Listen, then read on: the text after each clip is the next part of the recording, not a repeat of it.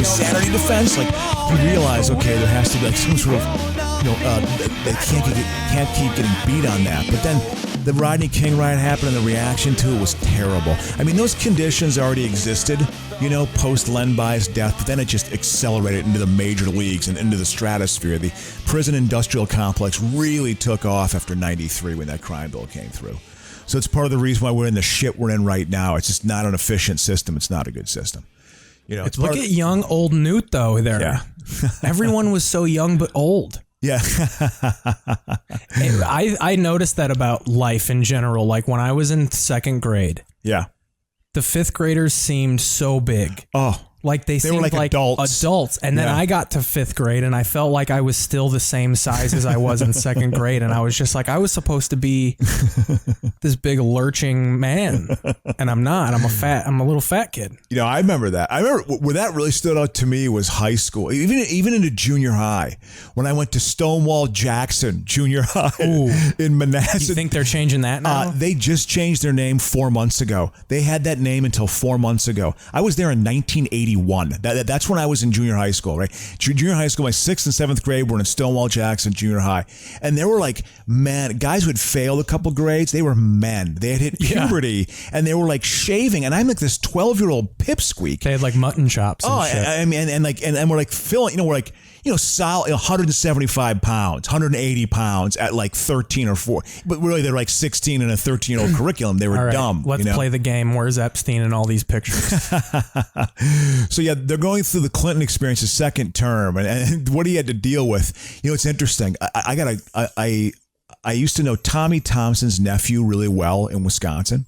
Tommy Thompson was the governor of Wisconsin for 16 years, and he's really one of the first guys who really got Wisconsin off of its progressive train, and didn't you say he started like a group, like a conservative group out there? In 1986, Tommy Thompson was elected governor of Wisconsin. He held that position, I think, until 2001, and then he took over Health and Human Services under Bush. He was looked at as a real conservative hero because what he did is he basically had it was the very first welfare to work program. You had to be actively looking for work or get a job within a certain amount of time, or you lost your benefits. There are people who still want that, like right now. Or absolutely. Like you should have to submit to drug tests and shit. Oh yeah, absolutely. And he did that because basically it was Chicago, aka blacks from Chicago, are coming into our state. We got to stop that from happening. So that succeeded, and they got that program through. He also had another big program, which was school choice vouchers. Parents could take a voucher and have their kid go to a different public school if their public school wasn't functioning very well. Yeah. The idea of bringing more competition into the system. It's lighting a fire under their ass. But it's like. Put some more money out there for crying out loud. I mean, coordinate the education. Well, whatever. This country is. A lot of small municipalities kind of just cobbled together, so. Well, we've forgotten the little man crew. Yeah, well, that happened a long time Middle ago. America is bleeding. I'm just repeating. I love the talking point. Middle America's bleeding. No coal. We're going to bring coal back. Yep. Is that in? I could turn it up on here. He lacked the confidence to stand up to them. That's a biographer's voice right there. They understood his psychology. And they thought that they had the political upper hand. Who? I don't know. But Clinton sensed that his political enemies had overreached and were out of step with the American people. They narrate these so goddamn seriously. This is all going to culminate with a guy getting a blowjob. You don't need to be so goddamn serious. But this was like the sex scandal. We're going to get my point in this whole story. Tommy Thompson's nephew, a guy named Robert Garvin, very successful attorney now. Not a surprise. Lives in Waukesha County, which is like Republican money from Milwaukee lives in Waukesha County. Wealthy area. That area, the North Shore of Milwaukee and the west side of Madison are the economic engines of the entire state. That's what kind of drives it, And Madison is very much relevant because it's got a lot of ideas and there's a lot of and there's a big economy there. Very good standard of living in Madison, Wisconsin. That sounds like something like hard, like they would sell you. Oh, Madison, this is the city of ideas. But yeah, it's but the point is Waukesha. He's Tommy Thompson's nephew, And I remember when Clinton got elected, he was like, oh, he's got a problem with women. Like, they already knew how they were going to go after him. They were going to go after the fact that he had a weakness for women, which a lot of men do. Okay, this is just what it is. Especially men of power. There's something about your ego. There's a drive in you. He's got a weakness for women. He especially doesn't like when they say no. So yeah. But don't worry, his wife will silence you. So it's all good. Well, fly on the plane. Listen, he had a problem. There's no doubt about it. He had a problem. But that's why this is how Trump supporters rationalize Trump's behavior. That is a false equivalency. I know. I mean, Trump is an avaricious creature. It's just like. That's what I'm saying. Trump, I think Trump has probably fucking irreversible 8.5-minute rape scene like gone at a girl. Oh yeah. Bill Clinton at least was charming enough to like actually get in. Yeah. He was abusing his power, but like he fucked those girls. Yeah, because he's silver-tongued, man. He's smooth. He's a smooth talker. And that's appealing, and he's got ambition. Let's be honest, he's going to be an attractive man to some women. I bet you he even said it like that, but let's be honest. You're going to do it. I'm going to sit here with no pants and just wait for you. I heard Trump. Who was his second? It wasn't Marla Maples. Was it his third, or was it Ivanka? I think it was Ivanka. Was that his first wife, Ivanka? Yeah. Or it was Ivana. Ivana. Yeah. Ivana. I apologize. He likes those Eastern European women. Well, he likes anything you can mail to him. And I remember the story I heard. He raped her like later in their marriage because she said you should get hair plugs to cover your baldness because he was balding. He didn't like that, And he did it by her advice, and it hurt so much to do it that he fucking raped her. Like he was like that's what he's like. Listen, like hey, Trump got his Jersey scumbag. Trump got his wife and the March '93 issue of Playboy all in the mail. Yeah. Same day. Look at her. Oh man. Yeah. I watched the Mary Trump interview. I think I said this a couple episodes ago on Late Show. George Stephanopoulos for an hour. It was pretty in depth for an hour. It was pretty good. They got pretty deep, and she's a clinical therapist, and she called him out pretty well, I thought, and just described, but also was very measured in her words. You mean she's a loser? Yeah. Well, she says again that basically like. Trump's father was just dad, dude. He was a complete lunatic. Like he was a complete lunatic. There's a great podcast that I listened to that called The Dollop, where they did a 2-part Donald Trump episode, and they get into everything. Like his dad told him at a young age, "Don't ever let people tell you you're wrong." Yeah. Like in elementary school one time, they were doing their like addition and subtraction, and they asked him what 2 + 2 is, and he said 6, and they were like, "No, it's 4," and he goes, "No, it's 6." Yeah. Like he told him from a young age, like you're never wrong. Yeah. Just you say it until it's right. Yeah. Yeah, exactly. Well, there is that element, like, again, that power of positive thinking. That's very much how Mary Trump couched Trump's personality, and particularly Fred Trump. Just this idea of like, there's a very narrow band of emotions you can have. You're not supposed to have sadness. You're not supposed to have pain. You're not supposed to be, even really angry that much. It's just, you just never admit you're wrong. And Ivana just always move forward. And Ivana said that he doesn't know how to react around kids. Yeah. Like she was like, honestly, he didn't really have a relationship with our kids until they were old enough to talk business with them. Yeah. That like basically I raise them, and then when they turn 18, you hand them off to Donald. Yeah. Yeah. Yeah. God. And like, that's the only way, because he can only communicate with adults. He doesn't know how to like, even though he is a fucking child. I know, exactly. Even though he's obviously arrested at a certain phase of emotional development. Going up to a kid and going, "Hey bud, what are you doing? Yeah. Are you playing? What are you like to like? What are you playing? He would not know how to do that. Yeah. Jesus. Kind of get down to that kid's level Hey, too. you're ugly. Like that's probably his first thought. Hey, weird kid. Are you poor? Just like the worst thought to have. What's your dad do for a living? That's probably the first thought. Oh God. You don't look white. What are you? Yeah. God. Yeah. It's so, and she called him up pretty well. And like at the very end, Stephanopoulos said, well, if you could say one thing to him, what would it be? What would be the one? It was a long, pretty intense interview. She was just like, I'd say, resign. You should resign. And she just went through the litany of things that were, God, there was a Lincoln Project thing I watched yesterday. It was a 7-minute video that was fucking good. I want to know what he sounded like. Ooh, Clinton? No, Lincoln. Oh, yeah. Supposedly, I guess Daniel Day-Lewis, they say. He had a high-pitched voice. Yeah. Apparently, he was gay as shit. Well, yeah, that's one of the rumors about him. He was super femmy. Yeah, that he was gay. That, like, not even, but just that he was very effeminate. Yeah. And I know he was gay because Ken Whitskell read a fucking biography. One of our comedian buddies, Ken Whitskell, and he said that in law school, him and in the book, it says they used to often break out into Greco-Roman wrestling matches. So he was wrestling with his boys. Yeah. Well, no, I guess he was. What a in law weird, school, they were wrestling. Yeah, 1820s behavior, like. Yeah. You have to learn from a book and you'll read Plato. Like these very ancient sort of Western texts, The law, Alphonse D'Amato, he was completely mobbed up. Republican senator from New York, completely. I mean, they were talking about legalizing drugs. They show Alphonse D'Amato on TV, and he was like, "Wait, you want a nation filled with crackheads? Is that what you want?" Like he was completely blunt, like very much. Oh, look at Trump that guy. sort of liked him. Trump sort of took. That guy looks like he's about to fucking. Oh, that's Ken Starr. Go turn on Ken a Starr. printing press somewhere. Yeah, it's Ken Starr. He was the investigator behind Monica Lewinsky, man. He was the right-wing hack they still bring out. I got a hot air balloon to catch. I'll be honest with you.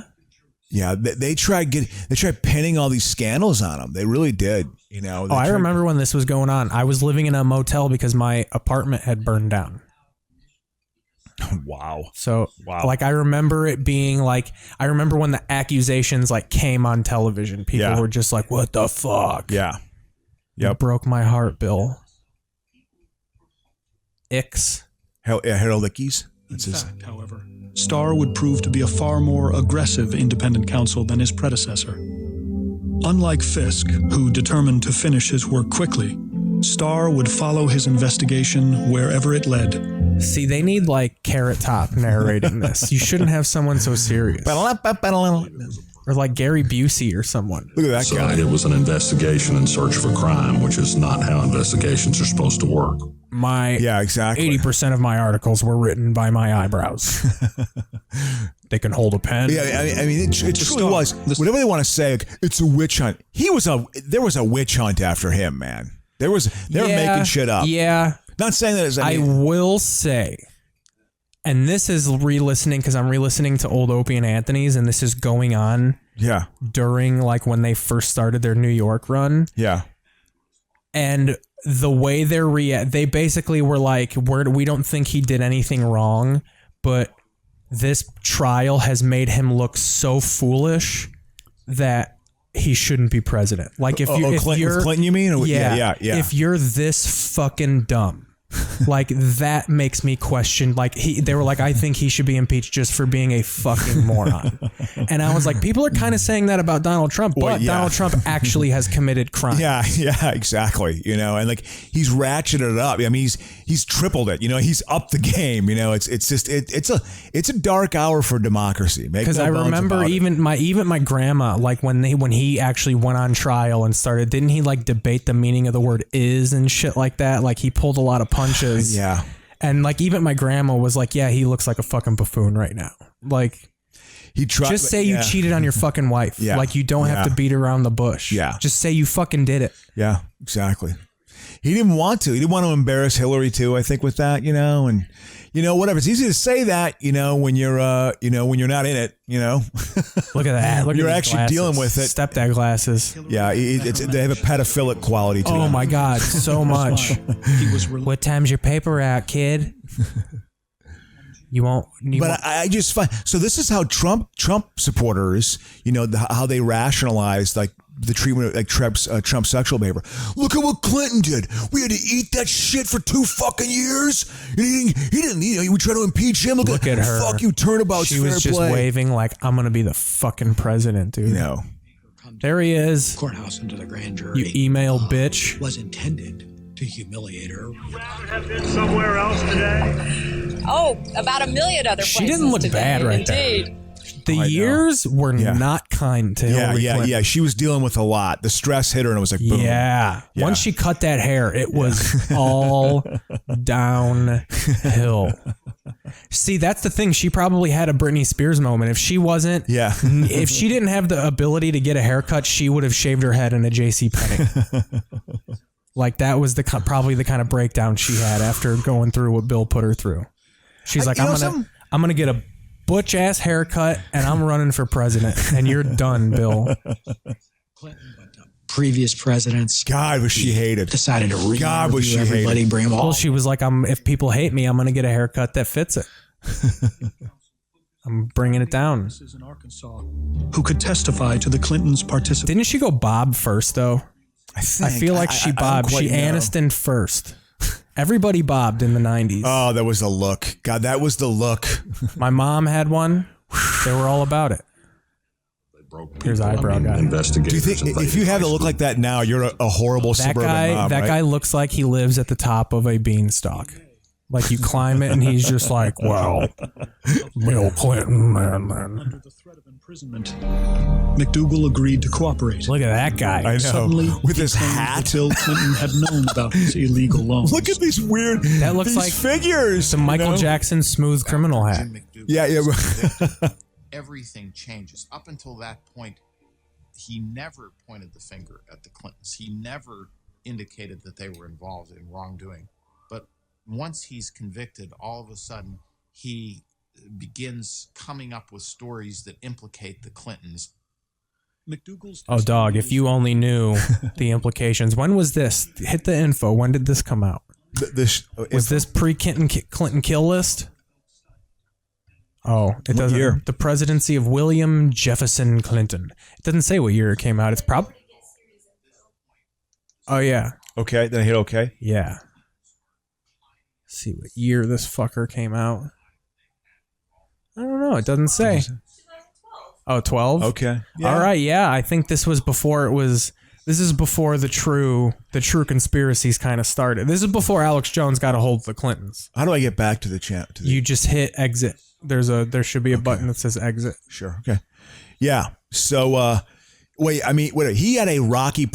For me, the reason why I like the Clinton presidency, the big check, the check mark to me was they balanced the budget for 4 years.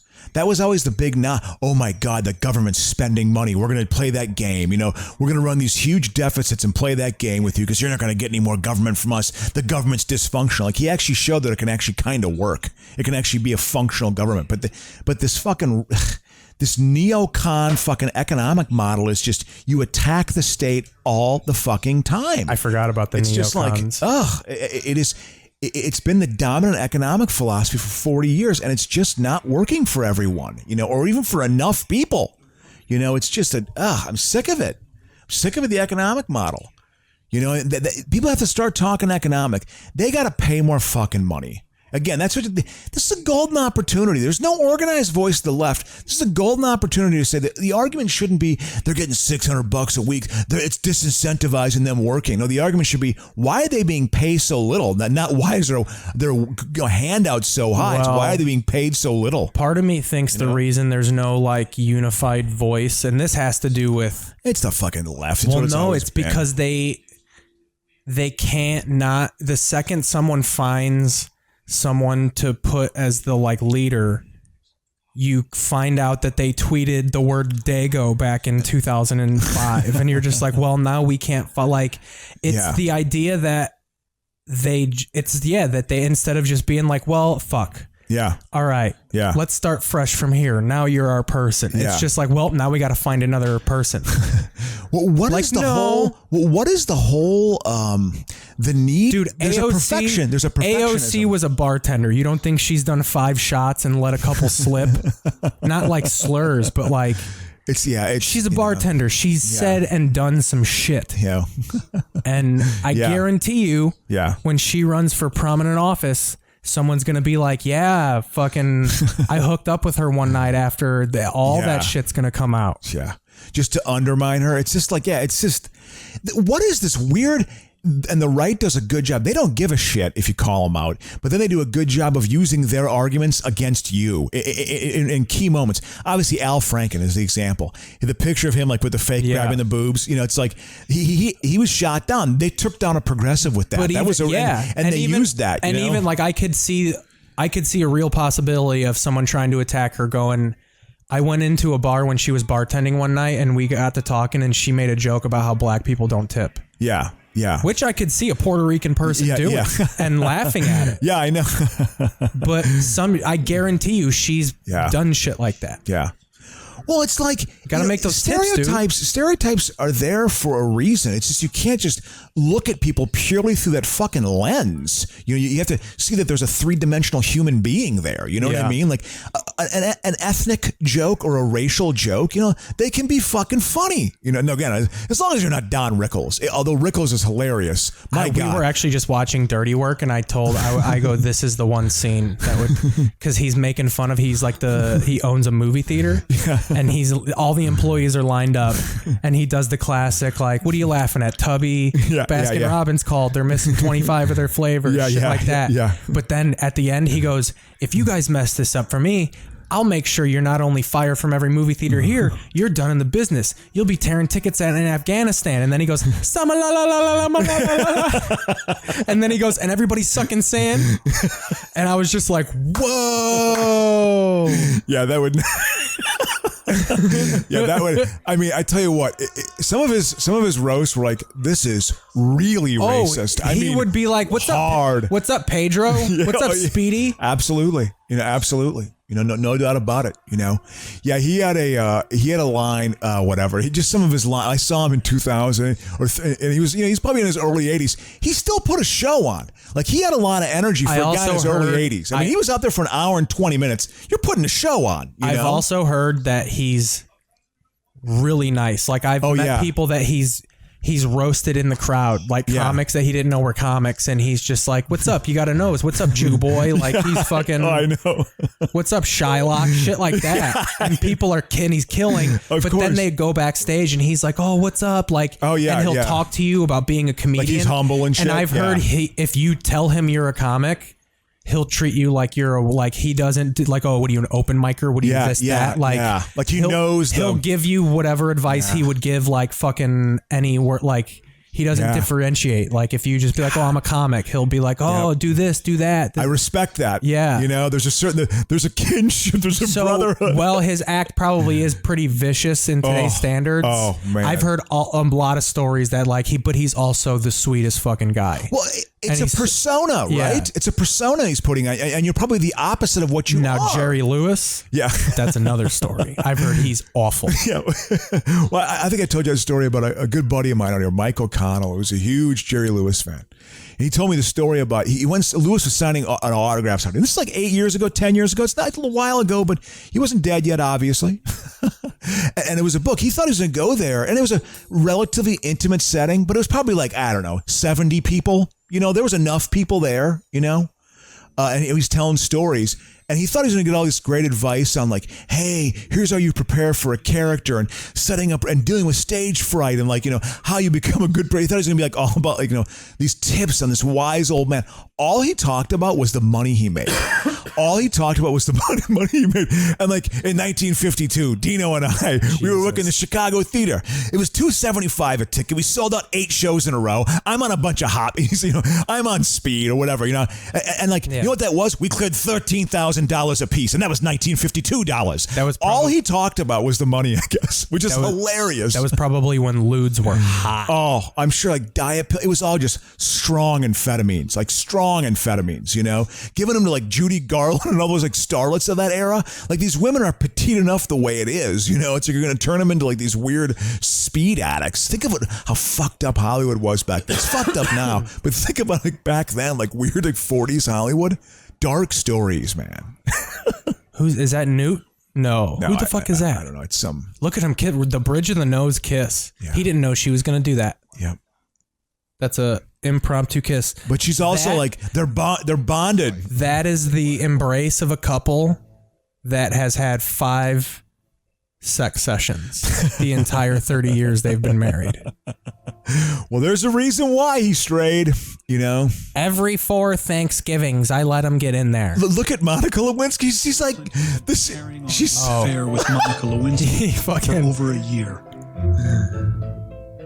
I mean, I would love to know both of their thoughts in that embrace. If that's the first time they've ever seen each other, she was probably just like, oh no, I'm gonna have sex with this old man. yeah, weird. I mean, I guess she's got kind of a sense of humor about it right now, though, right? Yeah, she used to like sue the fuck out of you if you mentioned her name anywhere, but yeah. Well, I'm sure it's a horrific experience to go through. That's one I thing. mean, it's just awful. And I was mentioned I've been going through old Opie and Anthony shows, and dude, some of the shit they did on radio that was like censored was wild. Like Anthony Cumia does a fucking does an Al Sharpton impression, and it's good. But they play the Sanford and Son theme song in the background while he does it. And I was just like, this is more racist than if you just let him say the N-word. Yeah. Like, and they fucking and Quincy Jones wrote that they score. talk It's about catchy. Monica Lewinsky, and every time they mention her name, they'll be like, "Ugh, ugh," and they'll play like pig noises, and I'll be like, dude, they should just let him say fuck. Yeah, I know. That is pretty hilarious. You know, this was a true scandal, man. This was them bringing him down. You know, and it's like it's the reason why Now, Linda Tripp. Oh, that is an ugly human being. Rebel Wilson should play Linda Tripp. Well, I know Goodman played on Saturday Night Live. Yeah, it was pretty fun. Twitching, thick, weird facial expressions. Goodman is an underrated actor. He's a totally good actor, man. George Bush probably nailed that, dude. Me and Linda used to go.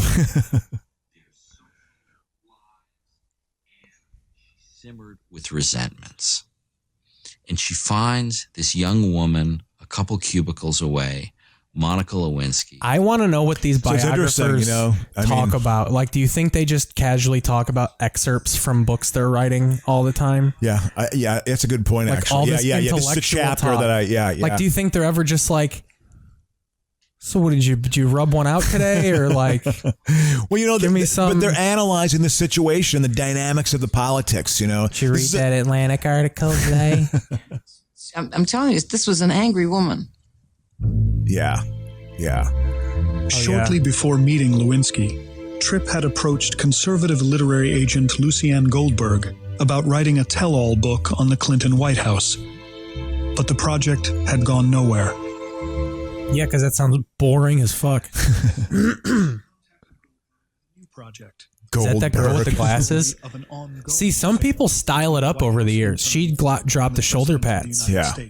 Now she's got those nerd glasses. Yep. Probably fucking. It's also like women who are trying to make it. Look at her. She's a gamer now. Probably. She probably dyes her hair silver, like a hipster. She's got a beanie. She probably wears a beanie. Or one of those black men in prison hats. Definitely fucking like the 79 Pirates. Yeah. Definitely went to wears a pussy hat. Yeah. Is she willing to step forward? Is she willing to go on the Today Show and say? And she said, "Well, no, I'm sure she wouldn't. This is a big secret." It looks like she's wearing like 8 shirts and a curtain. Yeah. I mean, again, this is the intrigue, Keith. It's the intrigue. To Monica, happy birthday. Dude, 1997 was such a good year. Kiss was back together in makeup. Yeah, they were. Touring. Psycho Circus had come out. With the song Raise Your Glasses. Yeah, that's what Raise your glasses. Everyone around the nation. Raise your glasses. I remember my best friend from college, who I'm still close with, is he was a huge Kiss fan when he was a kid, and he tried to talk me into go seeing him.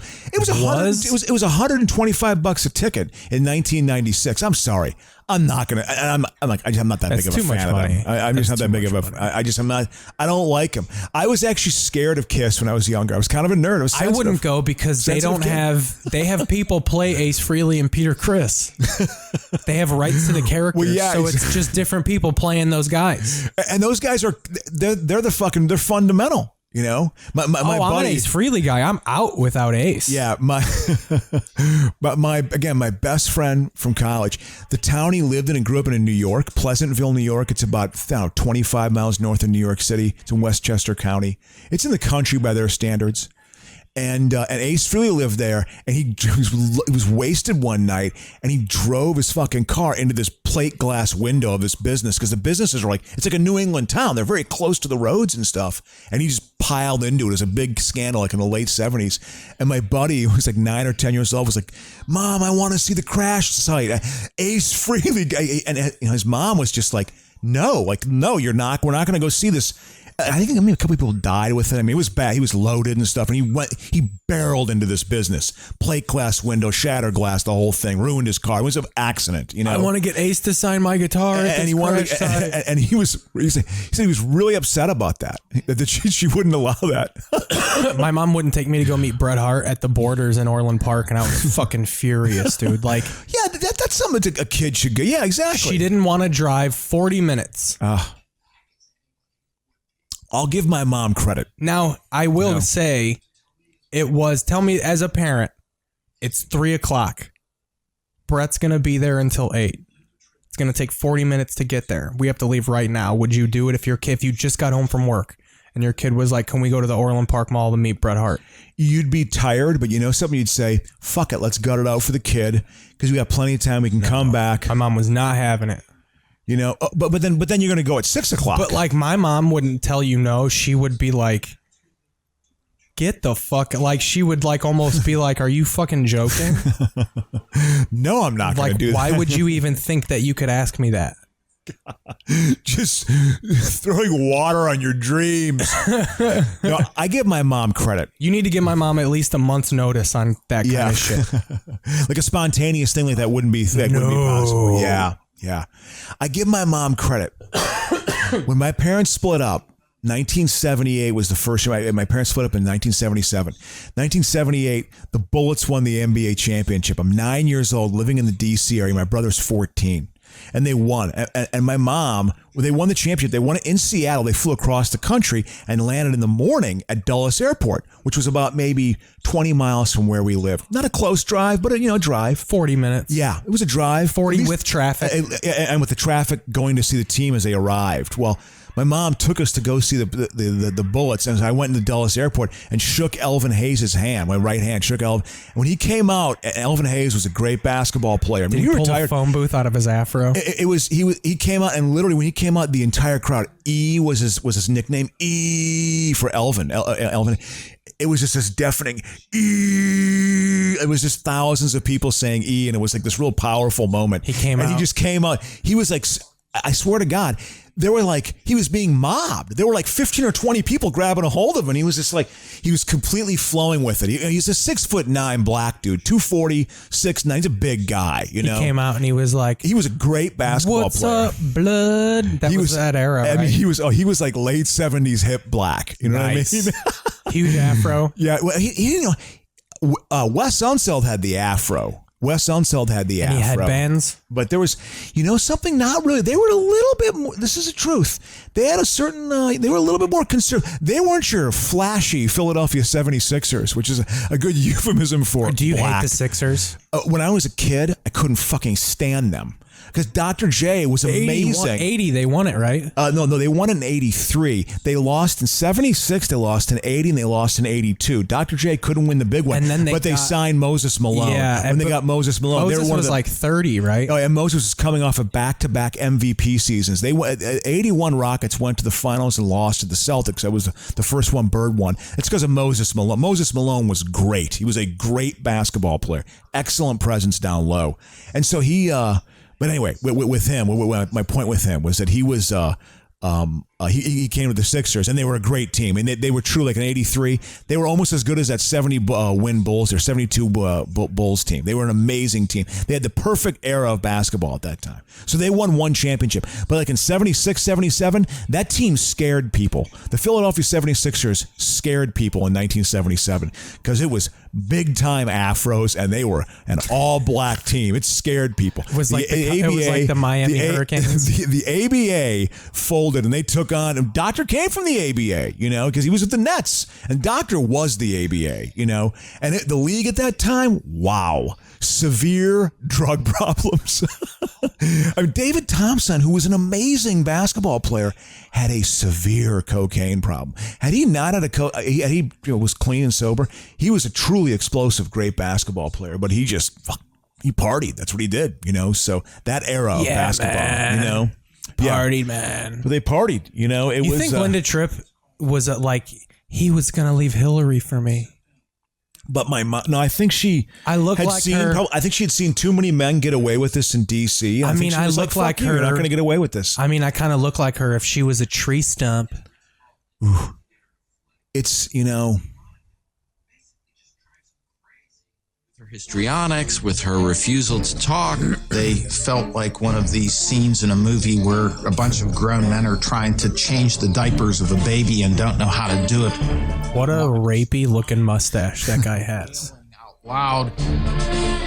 What they weren't counting on, what they hadn't figured out is, so what do we do when Monica is not going to tell us whether she had an affair with Bill Clinton? That is the classic used to have a mullet haircut that guy has. Yeah. Yeah. He used to have a fire ass feathered tail mullet. Yep. Let's see what else is on. Yeah, man. You can keep this on, but go in the underneath. Oh yeah. Hold on. Fuck it. We're gonna go back. If he lied about Come his on. affair with Lewinsky, Starr would be there you able to go. bring a Oh yeah, the charge Blackhawks won, man. Oh, we could bring that up. We celebrated baseball last week. Yeah. And then actually, God, this could get us pulled. Oh yeah, maybe it could. Streaming sports. Yeah, that's you where can't do it. Yeah. Okay. Yeah, we're gonna get out of this one, people. But dude, Oni, you can take your time. I mean, you got a limit. But we fucking celebrated baseball last week, and we did. It could be almost gone. Within a week, a third of the league has COVID. Yeah, it's crazy, man. Well, Miami, man. Miami's a hot spot, you know, and so all those players fucking had it. It's so weird seeing 12 seed at the top. Yeah. Go to Murdoch Mysteries. What is that? What is Murdoch Mysteries? Go up to. Look at that. Click on that. This is probably some weird British shit. Oh, well, sir. I say, I'll procure you it's so subdued. Yes. Doing our fine British acting. This is how actors orate. They all had sound Shakespearean like training. It's all the same character. Well, I mean, because they all had. They're all like from local Shakespeare and shit. Hello, you know? sir. Hello, sir. Yes, sir. Now Who's you'll that, be you're the Cockney working class, you know, because England is so classist. Like there's always like different. They work with class a lot in England. They always talk about class. That's why Marx wrote Descapital while studying at the London School of Economics in the 1840s. You know, and it's because class was just everything in England. Don't you know there's a man about? May we see it? May we see it? Yeah. It's in my locker at the club. You're more than welcome to examine it. But listen, young upstart, don't you want to get a piece of evidence out of me? Even in the room when the scoundrel. I earned my old-timey sheriff badge. I'm a working actor. I've been trying for years, mastering my craft because I love performing. It has not been a very satisfying experience, but I am a trained actor nonetheless. What have you got there? Musical theater. I had them made after my promotion. There's Americans too. Right. Subtle. Anyhow, Subtle. Hey, you collect her last night. I'm an Irish gap. Said she'd left for the evening.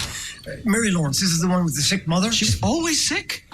Every time I call on her mother's on her deathbed. She's always sick. Fucking malaria. He's having right. He's talking about his problems with women, right? Isn't what he's talking about? You know, she's blowing me off. I don't get it.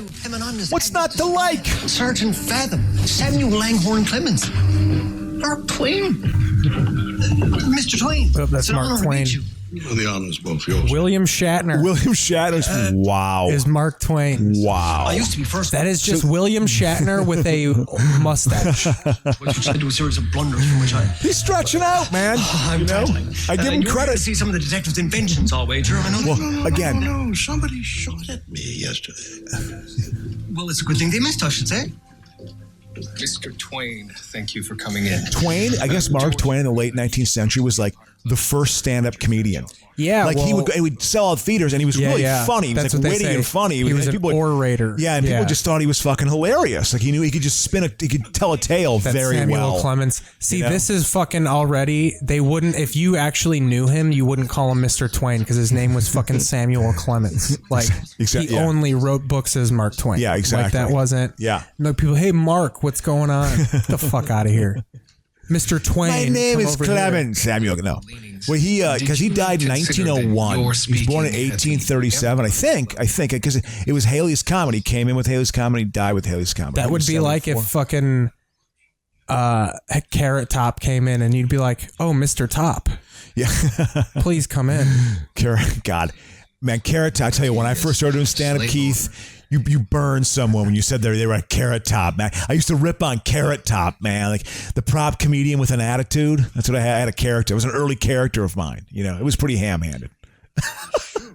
What I like about because I guess Carrot Top's a totally nice guy, which and then of course he'd be a nice guy. He's a guy named Scott. Anybody, you know, I there's guess really not a lot of bad Scotts. It's an A-OK name. Yeah, Scott for guys, and Becky for women. Becky for girls. It's rare to meet a Becky that you don't actually like. I think. I mean, Becky's gotten dragged into the mud a little bit lately. For really, because Karen, you know what a Karen is? It's funny you mentioned that. I had this fucking. I gotta say this quick story. Say it. It doesn't have to be quick. I had this grand opening a week and a half ago for this building in Orange County. You know, I had to do a lot of work on it. A lot of shit was going on with it. You know, and it was just there was a woman from Orange County down there. I did a bunch of tours of the building, and she just had all these nitpicky questions that I couldn't answer. And whenever there's, can you get a knife over here for the mustard and the mayo? We need that. Oh, can you? What type of flower is that, Adam? Well, we got to make sure we water the flowers over here. It'll be a good shot for the camera when they come. And and she was just being like, and her name was Karen. Oh, her name was Karen, and it was like the irony. It just blew me it blew me away. I couldn't deal with her very well. See, now from what I can gather, a Karen or a Becky is like a younger Karen. Like a young Karen is a Becky. Oh, I thought a Becky was like kind of like a good sport, had a sense of humor, would like play beer pong with you, take a shot with you. Yeah, like a Becky didn't quite know. You didn't know where she stood on the sexual orientation continuum. Ashley's are pretty solid. You know? Yeah, Ashley's tend to be pretty good too. Yeah, I agree. Bethany's always a bitch.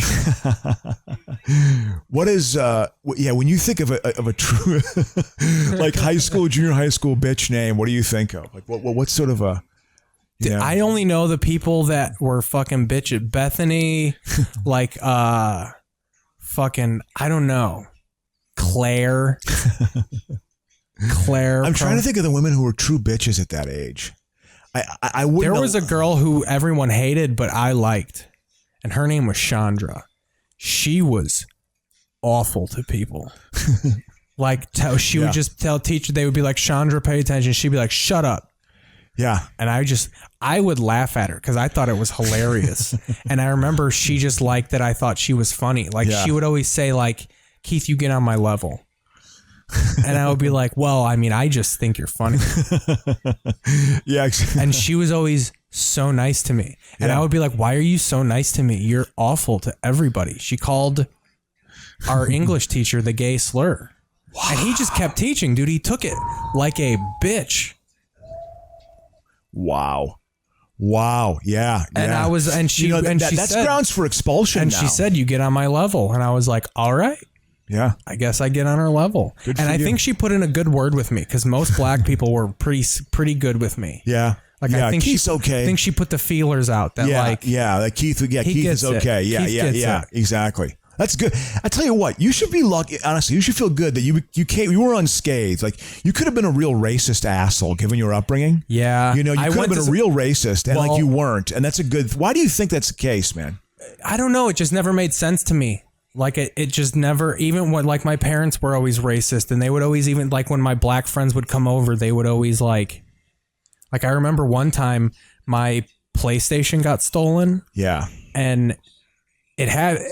In hindsight, we realized it was this long play that one of my dad's crackhead friends played. Wow. So one of my dad's friends was at our house. More sinister. My dad's, after my grandma died, it was me, my dad, and my grandpa. And my grandpa was fucking on oxygen upstairs, so he couldn't do shit. So it was free reign. My dad's crackhead friends would be over. Yeah. And it was fun. They were fun people. Yeah. But I would play video games. I had like 8 games. I had NBA Street. I had fucking Grand Theft Auto, Vice City. Yeah. I had like 9 PS2 games. Yeah. And I was only playing NBA Street for like a month straight. I was playing this one game. Yeah. And then one day I wanted to play Grand Theft Auto. So I go to pop open the case and there's no disc. And I didn't freak out right away because I usually... I have it upside down somewhere, or it's another case. Yeah, exactly. And I can't fucking find it. And then I go, well, maybe I put it in another case. And then I open another case, there's no game. And then I open another case, there's no game. They boosted them. And then I'm fucking... this is like a trauma. And then, oh no, I'm realizing it. First, I realized the PlayStation wasn't there. Yeah. And then I started looking at the games.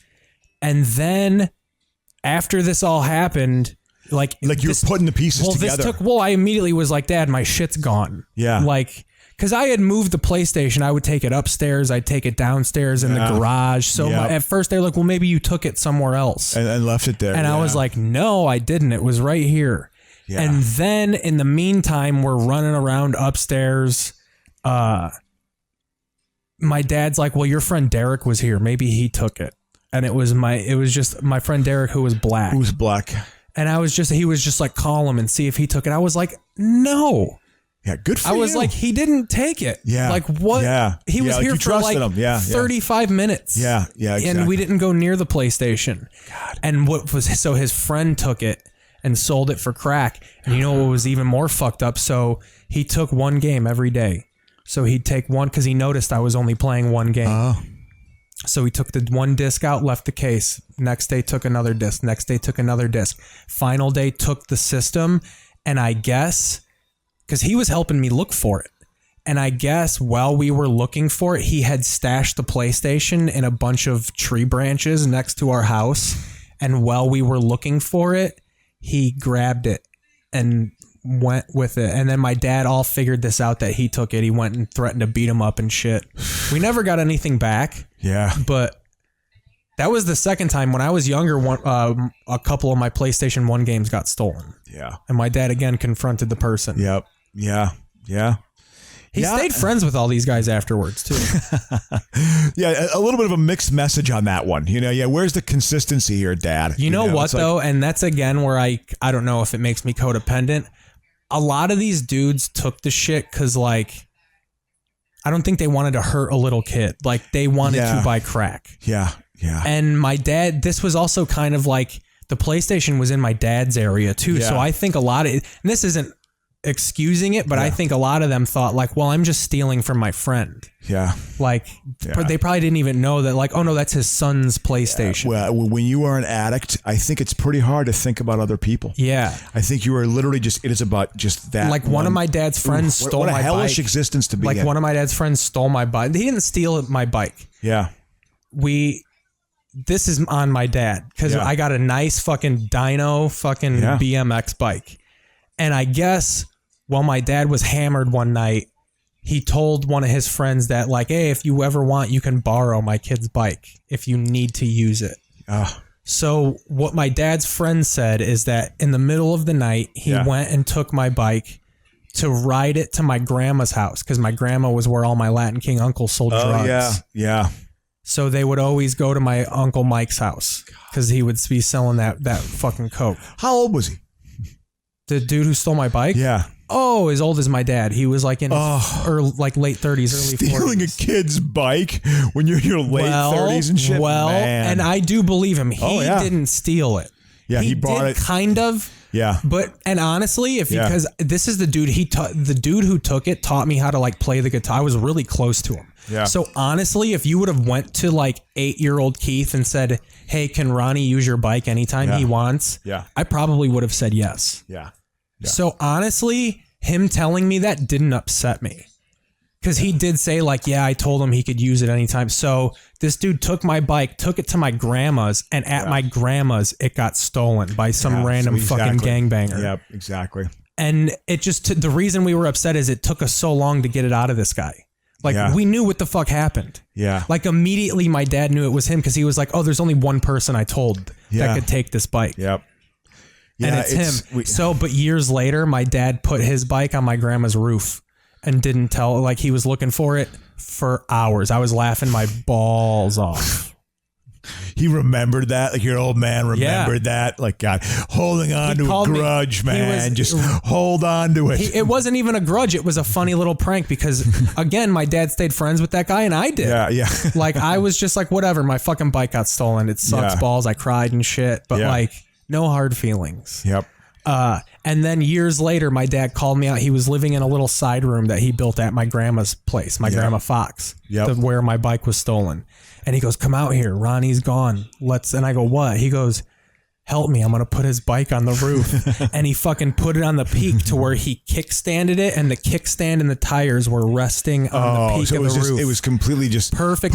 Yeah. To where if you were looking up at the roof from the, like, unless you went in the street, you wouldn't be able to see the bike on the roof. Yeah. He was looking for his bike for hours.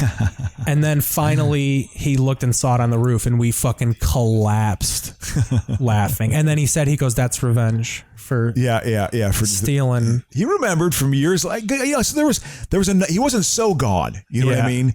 Think of the people who truly get lost. Well, and even the two times my video game shit got stolen, he went and threatened to beat those guys up. Yeah. And I was trying, because I don't like confrontation. Yeah. Like he walked to this dude's trailer and like, I'm going to beat the fuck out of you. Yeah. Well, it's also that idea of like, you know, I mean, it's growing up in that fucking city, dude. It's like, if you get fucked with, you can't be a punk, right? You have to be able to stand up, right? I mean, it's like, I never learned that well enough. I never learned that in my suburban bubble. I didn't quite, although, you know something, I did a little bit, but not really. I mean, I lived in the suburbs too. It was just close enough to the city. I remember, I think I had, because all my grandparents came from the city. So like my dad had that like child of a city kid vibe. Exactly.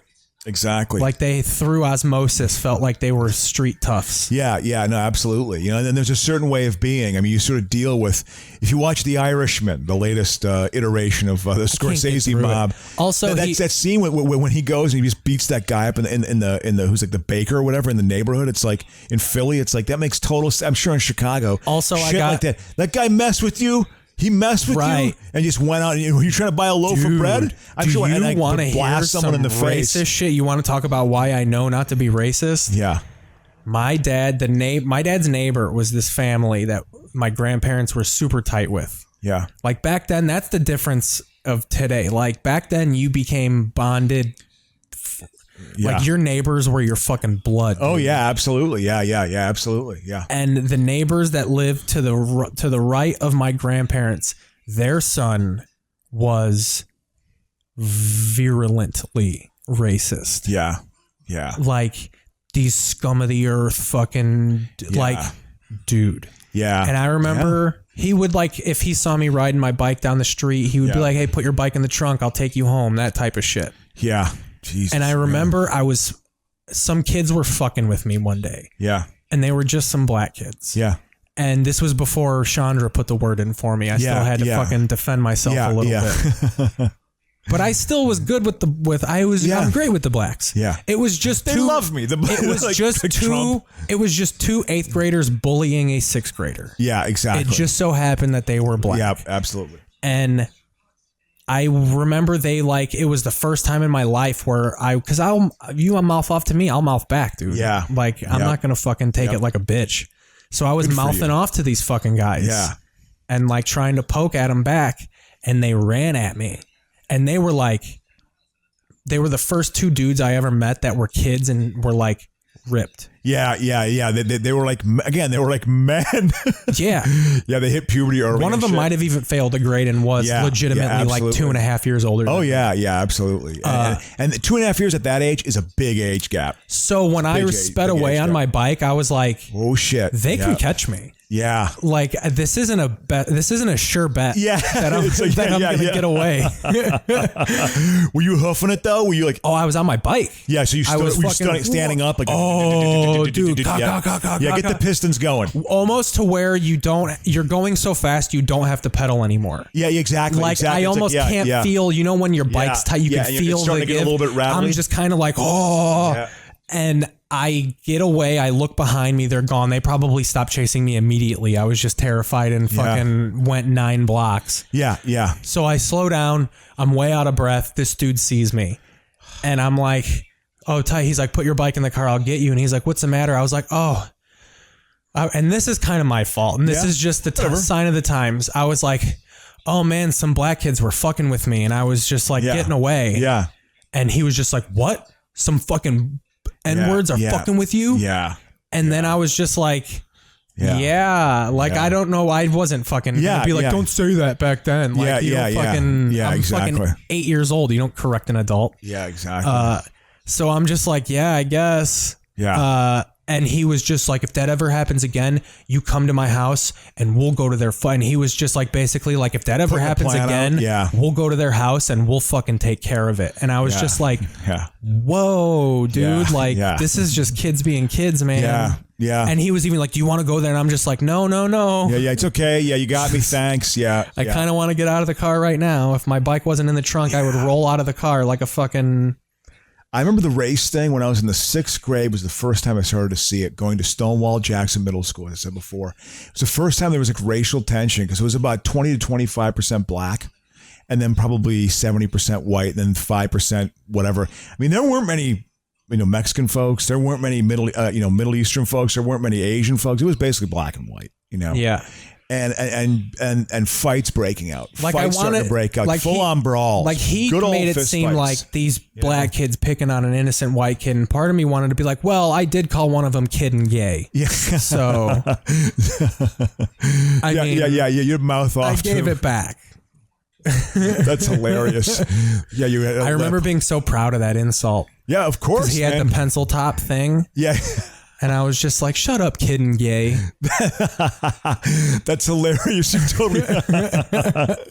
Yeah, I know. Because that's what made him charge me. Yeah, I remember being like, that was like, what? You don't call a dude gay. In 1998, get the fuck out of here. Yeah. Those are fighting words. Yeah, absolutely, man. Especially, let's be honest, young black kid, they don't know you're joking yet. Yeah, that was before people irony had not. You hadn't developed it enough yet. Because what my favorite thing is? This was like a high school thing. That pre-fight when you get up in someone's face and do the exactly yeah and you like touch chins.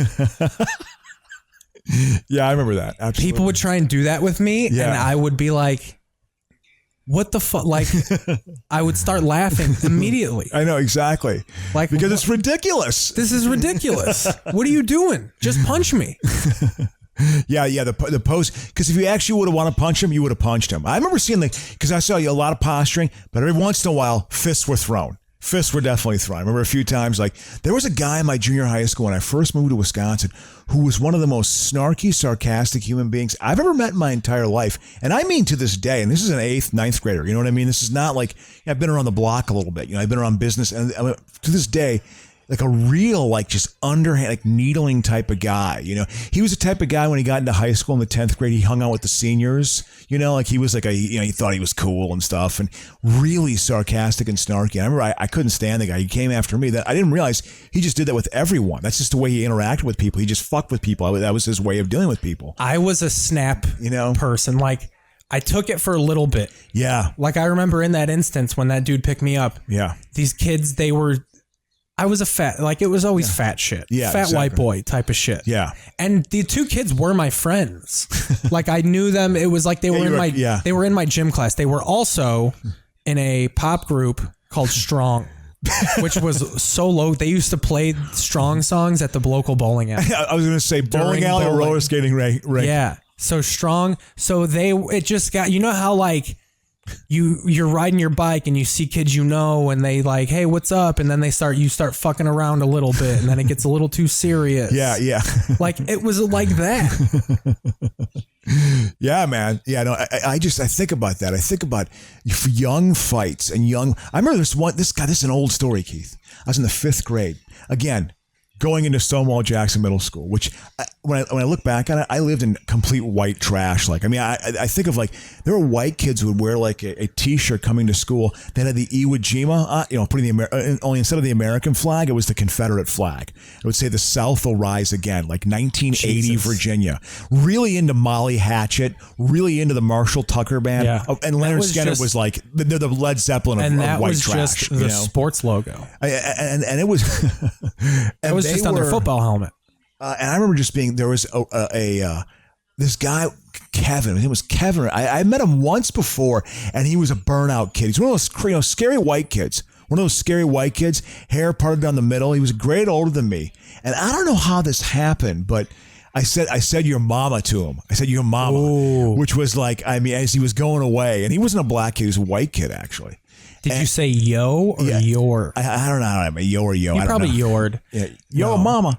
But when I was in the 5th grade, and I would ride my bike away, and I thought I got away from the guy. I thought I got away from him. The fucker tracked me down. He tracked me down. I went to my backyard. We had this low fence, which I always hated. We didn't have a higher fence. We had a half fence, which is we probably got it for a little bit cheaper. And I was looking up one side. My brother was watching TV, and this is what a dick my brother is. I was watching TV, and I looked up one side, and I remember friends of mine were walking up to me like, look. They looked, and I looked back, and this guy's fist was cocked, and he came and threw a punch at me when I was in the 5th grade, but I ducked it. And I was like, whoa. And I remember my buddy Robbie was yelling, and my brother got up and walked out and was, hey, what's going on? And he was older than this kid. So the kid was intimidated by my brother because he was 4 years older than him. You know what I mean? I missed that adrenaline. And then but I remember I went inside. That was like a Sunday morning. No, but I didn't go outside that day because he was waiting outside in front of my place until like 6 at night. Jesus. He waited for like 7 hours. I've never had that scenario. I never had a meet me at the flagpole type of scenario. But that wasn't discussed. That just happened. God, remember when that would happen? When there would be, or there'd be like, two people are going to fight, and it would get like a momentum. Oh yeah, it would get a momentum. And like early junior high school. To me, the height of that was like 7th grade, maybe 8th grade. Yeah. I don't recall that in high school as much. People I think matured a little bit, but boy, there'd be like the two big kids. Well, from the racial point of view, it was Billy Kuykendall. And that's a slippery slope of a last name. And he fought Roland Jackson. Is that not the most like stereotypical, like, here is white trash fighting fucking a black, and Roland Jackson. I remember Roland Jackson was one of these dudes. He was the big dude. You know what I mean? He was the threatening guy. Oh, like he was the fucking alpha. He would have been in strong. Yeah. And Billy Kuykendall failed a couple grades, so he hit puberty. He was kind of a sturdy white kid. You know what I mean? Like I remember Denny Hayslip. Country strong. Denny Hayslip, and this guy, was it Willie? Like how Willie was his first name. A skinny black kid. And Denny Hayslip was a fat guy, but he was solid. He had a solid build. And them getting into a fight and watching that fight, and it was ebbs and flows, and like just kind of broke. It happened like in the parking lot and at the end of school. And Willie, he was like, he was holding his punches, like trying to figure out what he was going to hit him with it. Jeez, like he was fucking holding himself back. He was holding back, and then he let one go and pop him in the face. I mean, there were punches were landing. That sounds like someone with multiple personality disorder right there. I mean, yeah, it was. I missed that adrenaline though, of that like childlike adrenaline of a fight. Yeah. That and like when your crush is around and you're trying to like play basketball or so equal. Yeah. Like I remember when I ran away from those dudes, from the members of Strong. Yeah. Because I was snarky, but it took me a while. Yeah. Like I'm not gonna come in there. Yeah. Fucking words ablazing. Fucking. Yeah. But like the whole time that they were fucking with me, probably for about half a block. Yeah. It took me to the end of the block to come up with Kid and Gay. Like as they were berating me, I'm just like, what jeans? What jeans are you wearing? What shirt are you wearing? I'm just like looking at your shoes. What do you got? Oh, your hair sucks. And then like I almost didn't. And then, but that. I had adrenaline for finally saying something. It was a great fucking line. So I had adrenaline with that. Yeah. Then they start chasing me. And I'm just like, now I'm going to throw up. Now I might puke. Yeah. Then I'm fucking speeding my bike away. Now I'm like, I'm definitely about to throw up. Yeah. And then this racist picks me up. Yeah. And fucking was like, we'll go hate crime these fucking kids. And I'm just like. You're at a vulnerable point. You could have gone either way. You know what I mean? You could have gone either way, right? And I'm just like. But you took the right path, I don't Keith. know what to puke about. Yeah. But there were 3 dimensions going on. Yeah. Absolutely. Yeah. No, yeah, I get it. There's complex. That's a moment. Yeah, and trying to process that all. But yeah. him being like, let's go murder these black people immediately sounded ridiculous. Yeah. Or just hurt, let's go hurt them. Yeah, whatever. And yeah, I was just like, no. Like immediately was just like, well, that's not the way to go about it. Yep. And I just think that having those immediate reactions to it of just like, well, there's no way I'm going to. And then when people would be like they and them, like one time my dad's friend picked me up and took me through the Burger King drive-thru, and it was when they were selling tacos. Yeah. And this fucking dude loved the Burger King tacos. Yeah. And he fucking, they were like too greasy, and he was like, these fucking groids running the fucking oven. And he was basically being like, all black people ruin Burger King tacos. And I mean, just being like, why the all thing? Like that I know. That word always struck, like, why the all?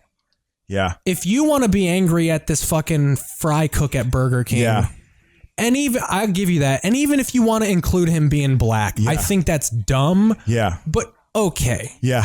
I'll even give you that, racist. But don't put the whole black race on his back. I know. Leave my friend Derek out of it, is what I'm saying. He didn't take the PlayStation. I know. It's so bad. So you want a break? Let's break it up, man. Yeah. All right. We're going to take a break. We'll be back.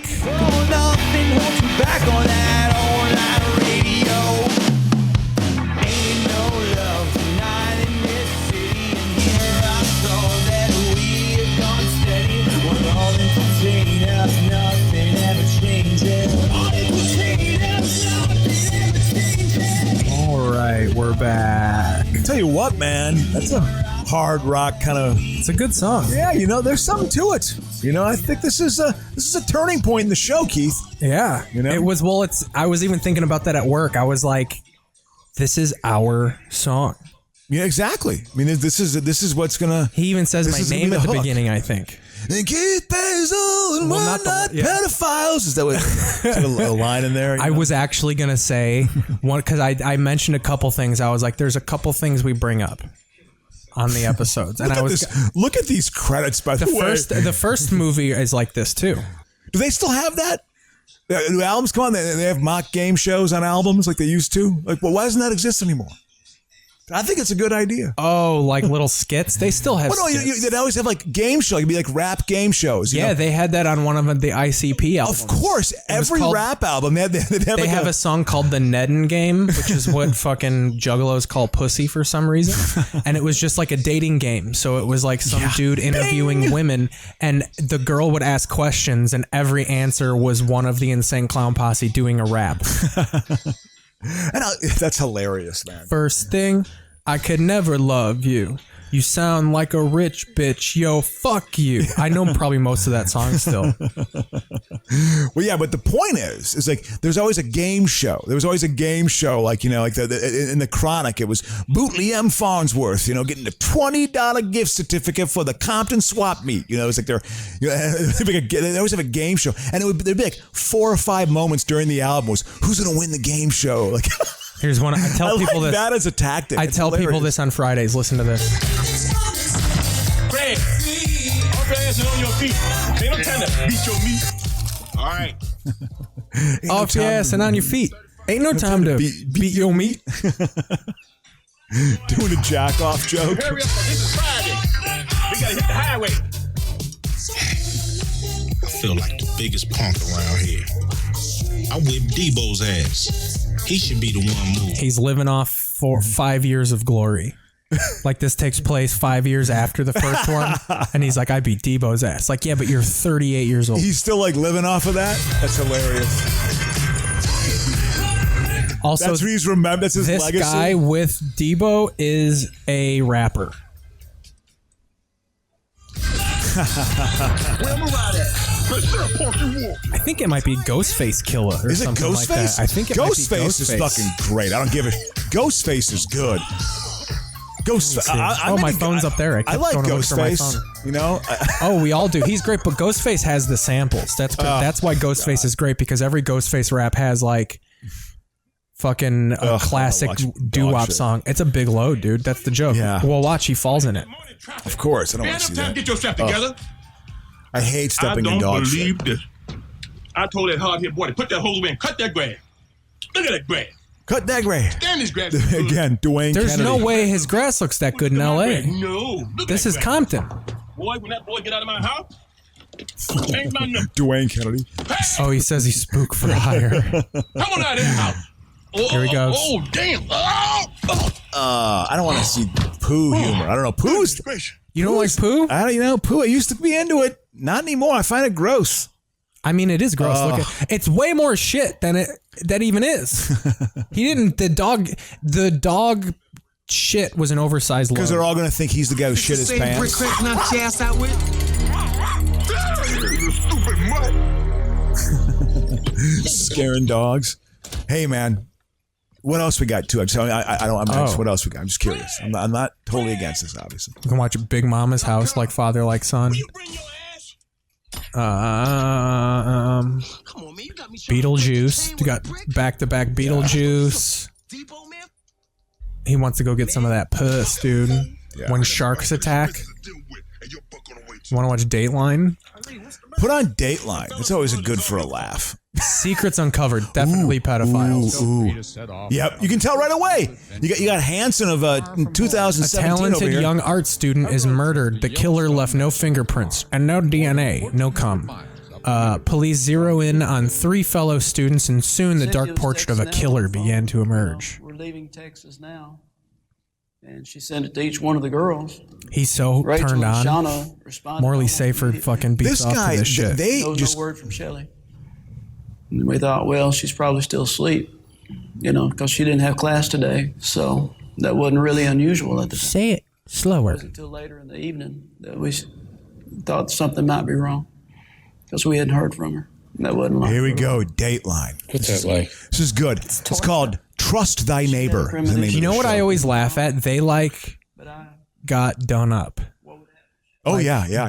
You don't want to look like shit while you're talking about your murdered daughter. Yeah, I know. So the next morning, when she still hadn't called, that's when we both got worried. The first thing the next morning, Cynthia called. I mean, she goes out and does cocaine at night, but The she artist usually... of Dallas. Yeah, man. Actually, they wouldn't go check on her. They said they can't leave the office alone and go check on the class. They'll have her call us when she gets a As soon break. as she has a break. What's your daughter's name? Kristen? Oh, you mean the Void? Oh, we call her the Void. Because she just swallows up a lot with... Tell you what, man, the art school world is. I used to have a lot of art institute friends when I was living in Chicago. They kept driving. By now, they were almost 1,000 miles from Dallas. That's when the school called back. Actually, we found your daughter's severed head. And she wasn't there. Well, I was ready to turn around right there because I knew something was wrong. Then relief.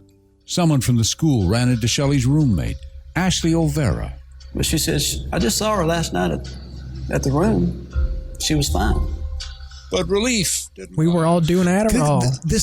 He has this tone down. He knows how to push every single paranoid emotional button, this guy. Yeah. Returns after. When you smelled the tin of your daughter's blood, what were you feeling? I know. Yeah, it's the way he hits that, Yeah. But so yeah, man, we're coming up. I hate to bring up this stuff, but we're coming up to the any political opinions? Anything you want to talk about that? I'm fucking excited because Trump hasn't brought out his fucking bag yet.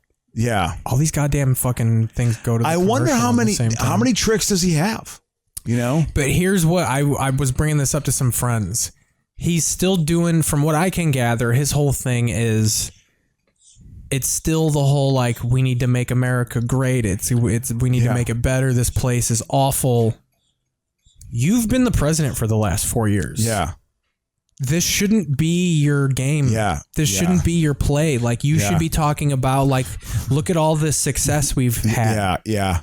He can't, because this COVID thing is the boa constrictor to his presidency. So, but it's the boa constrictor. I think his base is going to realize that. He's going to do the same old look how awful the Democrats have made it, and they're going to all be even the retards are going to be dog. Yeah. You've been the president for the last 4 years. Yeah. have you done a bad job? Like, are you admitting that you've done a bad job? You've got to say in this somehow. You're responsible. You're culpable for some of this also. That's you know why, what I mean? even though it's bad, his whole thing should be like, look how great America is. Yeah, the fucking less immigrants are coming in. Blah blah blah. Yeah. Doubling down on that fucking awful message. Yeah, I kind of think it's the boa constrictor to his presidency. I think it's the boa constrictor to it. Unfortunately, it takes a horrible experience of hundreds of thousands of people dying. And I think he's lost his venom because he's going to be throwing barbs at fucking Joe Biden, Sleepy Joe, all this. Yeah. But all the Democrats are going to be like, yeah, we know, we're still voting for him. Yeah. Hillary was hated enough to where they were like, yeah, now that you point that out, we didn't like, that's another reason. But like, people now are just going to be like, yeah, we know. Yeah, like he's a fucking buffoon. We're still voting for him. But he actually is kind of likable too. He's sort of a grandfatherly figure. Well, that's what even the gaffes he's made along the way have all been fun. Yeah, like I don't think there's been one where you're like mean-spirited gaff. The things you can get on Biden about are like his policy. Yeah, like he's had some, and that Anita Hill shit's pretty bad. Yeah, and his connections with there's certain. And even if he would have apologized, he's going to bring out he'll bring out the impeachment. He'll try to bring that out. Even though I think the impeachment, even that's been strangled by COVID. COVID is just dominant. It is just the story. And then I guess we could bring up he's fucking brought up delaying the election, which I think everybody kind of was just like, what are you talking about? Yeah, well, I think even like a lot of hardcore supporters were actually like, okay, that's fucking weird. And then he goes, I'm not against absentee ballots, which is great. I'm against mail-in ballots. That they're the same fucking thing. An absentee ballot is when you vote from home because you can't get to a ballot. Yeah. Exactly. And voting from home is when you vote from home. Yeah. Because you can't get to a ballot box. Yeah, because you can't get to a location. It's just the circumstances are different. Well, absentee ballots are if you're on a work trip. Yeah, or you're overseas or something. Yeah, you're in the military. Or you're at school. Yeah. And you're like Alicia probably had to absentee at Texas from Loyola. Yep. Yeah. Exactly. Yeah, no, it's listen, he's trying to change fundamental core. I mean, he's putting it out there. He doesn't know what he's doing. But again, when I look at him, one of the most sinister things about him, one of the most evil things about him is he has served as inspiration to someone who's actually more organized and actually can stay more on point. He can't get out of his own way. He has the messaging and there's a certain personality, but there are people out there who look at him and said, I can do a more refined version of this and frankly be more effective, which is disturbing. That's disturbing to me because he's done so much damage and frankly so much more can be done. I mean, it's bad. It can get a lot worse, I think, and I try not to be apocalyptic. I try to be rational as much as I can be and try to not get emotional. But there's just a lot of problems. I remember the economy shrunk by a third. I remember Chris Condren. We were in the basement before stand up one day and he was like, so 1 to 10, what kind of like cataclysmic damage do you think Trump causes the country? And I remember at the time being like, dude, you're giving him way too much credit. Yeah. Like he's a buffoon. He can't, if you think he can damage something. And then here I am 4 years later and I'm like, yeah, he's kind of fucked shit up. Oh yeah. Well, I mean, of course, it's not just what you do, which has been bad. It's what you don't do also. You know now what I mean? He hasn't started a new, cause I remember at the time Condren was like, nuclear war, Holocaust, like what's he going to do? No, he's not going to do nuclear. Although here's my concern, and I mentioned this before. His personality, I guess, the analysts who figured him out say that he is it's a sexual sadism. Sexual sadism is sort of that's one of his driving forces of his personality, Like he likes fucking high heels in his balls and just, and like rough sex and raping women and stuff probably, so. And that type of person, when they finally get caught, when they're finally cornered and can't get away, they have one last lash out. And like, I worry about what that might be. You know what I mean? Like, what would that lash out be? Does he just go down and say, okay, we're going to shoot all these people in the cages at the border in Texas or something, in Mexico? Does he do something like that? I mean, I think he, or do you even agree with the theory? I think he might want to do something like that, but you need the military to agree with you. Like, I don't think anyone in the military would be like, yeah, okay. Yeah. We'll go fucking, like, they would be like, no, like, I think someone in the military would put a bullet in his head before. Maybe. I definitely think the military is not on his side. They realize he's a buffoon. No. And so that's a key component. Once power Mattis wise. talk shit on him, that was over. He lost. Everybody loves Mattis. Yeah. Well, because Mattis is plain spoken, and he doesn't bullshit. You know what I mean? He's a plain spoken guy. So it's like, and he knows he's a buffoon. He's a clown. This con is pretty epic. I mean, it's like it's a Shakespearean level, like, holy shit, this happened. This actually happened, and it's indicative of other things in the world, and how it's just, climate change is a real thing. Climate change is happening, and there's a lot more people. And I think that there's a strain on resources that is just slowly but surely happening. It's finally happening. We're able to take things out of the earth at such an epic fast rate. And the planet's big. The planet it's big. It's got a lot to give. It's abundant, but that is insane to you realize how big the earth is like, we've raped this fucking planet. Yeah.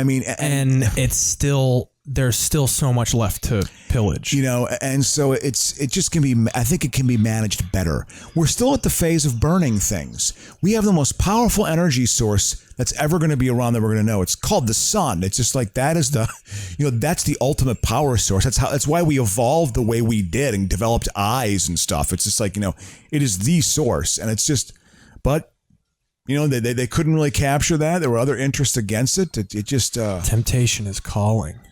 So I really do get all think these oxygen commercials. You have this serious ass story about a young white girl being murdered, and then you have like an advertisement for the Stars app. Yeah, TV. It is truly thrown it against the wall now. Well, yeah. There's no Game of Thrones is the last real appointment television where like they don't just dump all the episodes up. Yeah. In one. Yep. Yeah. It has to be damn good. It's just got to be really good, I never really saw this sequel to Jurassic Park, the one with Vince Vaughn. Yeah, I never really watched. I tried to read the book too, and I could just never get the into novelization. It's not a novelization. Oh, is it Michael Crichton? Michael Crichton. This is actually a adaptation of a book. Okay. Yeah, because a Michael Crichton book, exactly. Andromeda Strain, which is a great early 70s science fiction movie, 1971. Fun fact, and this is like super literary nerd bullshit. The first book is called Jurassic Park. The second book is just called The Lost World. But the movie is called The Lost World, Jurassic Park. Yeah. The book is just called The Lost World, though. Yep. And it has a picture of a dinosaur. Yeah, exactly. Cover. Yep. Yeah, the kind of the silhouette of it. Because I even think the sequel came out like 5 years after Jurassic Park. Yeah, I think it was 97. Like and this is what they should do all the time. 98, maybe? The movie came out and was a smash hit. And they told him, we want to make a sequel to this, so write a sequel to the book. So he wrote the book so they could make the movie. Yeah. Which is what they should do. Of like, we want to do a sequel, so instead of just raping your world, we'll be like, hey, we'll pay you to actually write a sequel to the book so we could adapt that. Sorry, maybe I understand what you're saying. I thought you said that the book was already written and then they had to do it into two movies. No, was it so? No, that's Game of Thrones. Okay. What I'm saying with Jurassic Park is Jurassic Park comes out in like 89 or something. Can't come like in 93. No, I'm saying the book. Oh, the book, exactly. Yeah. Okay, yes. In like 88 or 89. Okay. Maybe even earlier. Oh, okay. And then they make the movie, and it explodes. Yeah. So then they go back to Michael Crichton and they say, hey, can you write a sequel to Jurassic Park so we can make the movie about it? Yeah. Instead of just now they would just say, fuck Michael Crichton, we're going to make a sequel to Jurassic Park. Yeah. But they actually had the courtesy to go to him and say, we want to make a sequel. Yeah. Can you write us a book to make a sequel about? Yeah. Interesting. That's just it to me. I'm just like, that's weird. They wouldn't do that now. Yeah, exactly. Yeah, exactly. Like he wrote the book so they could do the movie. Like the only reason he wrote the sequel to that was because they want to do the movie. So. Well, and they bring him a wheelbarrow of money too. 100%. I'm sure we're just like, and in between that, he wrote the script to the movie Twister. Michael Crichton. Crichton did? Crichton wrote the movie Twister. Yeah. For some reason, he's one of those guys like a Philip K. Dick. He's got a little bit of his Every movies have, movie in the 90s is based on a Michael Crichton novel. Sphere, Congo, fucking Jurassic Park. Yeah. He wrote Twister. Yeah, you're right. Because I always, it's interesting. That sort of, there's certain, like Philip K. Dick is one of those people, right? Yeah. He's sort of, there's a lot of obviously Blade Runner and like all that, but Michael Crichton has that same sort of path too. Scott Turow had it for a little bit. Like he had those like The Client, I think, and like, those legal movies, these legal drama movies, that how the law affects your behavior, Dude, anytime you see the channels with the keys on them, you're just like, I want that channel. But if you had it, you would quickly realize like, I'm paying too much money for these garbage channels. Yep. Yeah, you're right. Like, yes, I do want to watch Storage Wars on FYI, but you do that for a day. Man. Yep. Got the El Royale Network. We can watch She-Wolves of the Ring. It's hilarious. Dude, some of these channels, like some of these channels are so niche where it's just like... Can we actually watch She-Wolves of the Ring? Or no, it's locked out. Shit, okay. It's locked out. All right. With the new cable box, Are they still making Resident Evil movies? Are they still making them? No, they That might is a be franchise I have rebooting it. never understood. Well, I mean, it's a great game. Yeah, exactly. The video game. Like, who was that? Djokovic? What was her name again? Who was her Mila. She was in yeah, she was in Dazed and Confused. She's the girl who She's doesn't. pretty. She doesn't talk the whole fucking Exactly. movie. She's just a face. Yeah. She's truly just a face. Yeah, she's like a fake ass Kate Beckinsale. And there's because this guy fucked up my favorites. We had the cable guy come, and he brought us a new box, so all my favorites are fucked up. Like I had it set to where it would show only the channels we have. Oh yeah. Now you'll have that culling process again. And but you start seeing where you're like, oh, we don't have that channel. Like I didn't even realize we don't have MTV2. I'm thinking like I was just like, we don't have MTV2. Like how did I not notice that? Yeah. I'm actually thinking about getting rid of cable and just going purely with like my a la carte stuff, and it's just cheaper.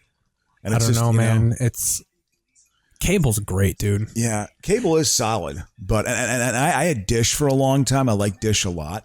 I had to take my Dish down. They made me take it down after 4 years.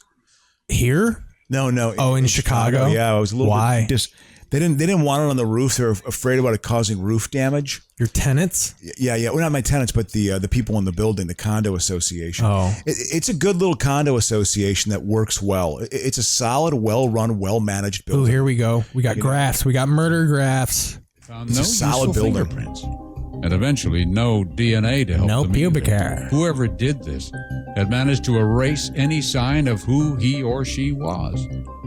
Except there was one tiny bit of, was it evidence or what was it? They found it. We call it fun What'd they juice. A little bitty tiny sliver of plastic about this long and probably a quarter of an inch in width.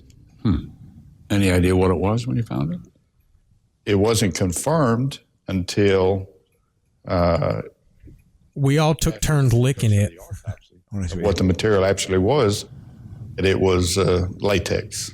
A latex a kind of material that the pathologist would be rather familiar with doing his autopsies. It appeared to be a fragment of a disposable glove. Say it slower. I know He talks like he's not wearing pants. And he's got this kind of permanent like. Is that Morley Safer? No. This is no. Morley Safer. You know, I get Morley Safer and fucking Charlie Rose mixed up. They kind of look alike. I remember I got into an argument. Do you remember Andy Rooney? Hell yeah. We were watching 60 Minutes. Yeah. And me and Dave Phillips, our comedian and roommate. Yes. He was like, I was like, dude, Charlie Rose is the shit. And he was like, that's Morley Safer. And I'm like, I think it's Charlie Rose. No, it's Morley Safer lived until he was like in his late 80s. But Charlie Rose was on 60 Minutes. Oh yeah. He had a stint on 60 Minutes before. Like he got that was canceled. like, because then it was one of those arguments where I was like, you are right that Morley Safer is on 60 Minutes. Yeah. But that is Charlie Rose. Yeah. Yep. And he was like, no, that's Morley Safer. And I'm just like, no, it's not. Yeah. It was one of those arguments where it was like, if I pull out my phone and put it in my face, it'll make it worse. Yeah. Like, I just got to let him have this. But but that is absolutely not Morley Safer. Right between the two girls. What else can you say? It's weird. It's not natural. It's not weird, normal. When Dave It's not natural. when you see that it's not natural. You don't find people just splayed out hanging from the ceiling like a fucking Freddy Krueger movie. Yeah. What's this going to be? He had her fear thy neighbor. He had her pinned to the wall like a moth. Yeah. Real fucking Silence of the Lambs shit. What's on TV is pretty amazing. We'll see. Yeah, it's what this fucking podcast is based on. Absolutely. It's incredible. This is when you get run out, you start from 2. That's what I like about TV is you think like, oh, I went through everything. Well, you don't know it, but 30 minutes has passed. Yeah. Start at channel 2. There's another round of shows on. That there are, You didn't. Yep. Major Crimes wasn't on when I came around last time. Yep. This is actually my favorite part of TV is when you get into these shows that are canceled and then you're just like, why didn't I watch every episode of this when it was out? Yeah. These are the shows I miss doing stand-up.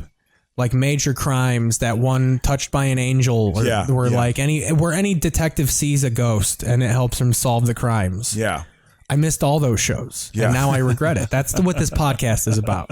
The time I wasted. Touched by an Angel. The time I wasted sharpening my comedy blade. I could have been watching television. Instead, yeah. But I had to get good at comedy so I could start this podcast off with a joke. As we can say, still on the record, I had the first joke of the podcast. That is true. The Warriors. Svengoolie. Yeah. Click Svengoolie. Dying dog immediately. What song are they playing? That's key.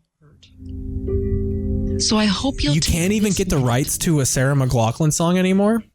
Oh, because she's so into PETA and stuff, and it's when they quiver. Join with your gift of just $19 a month.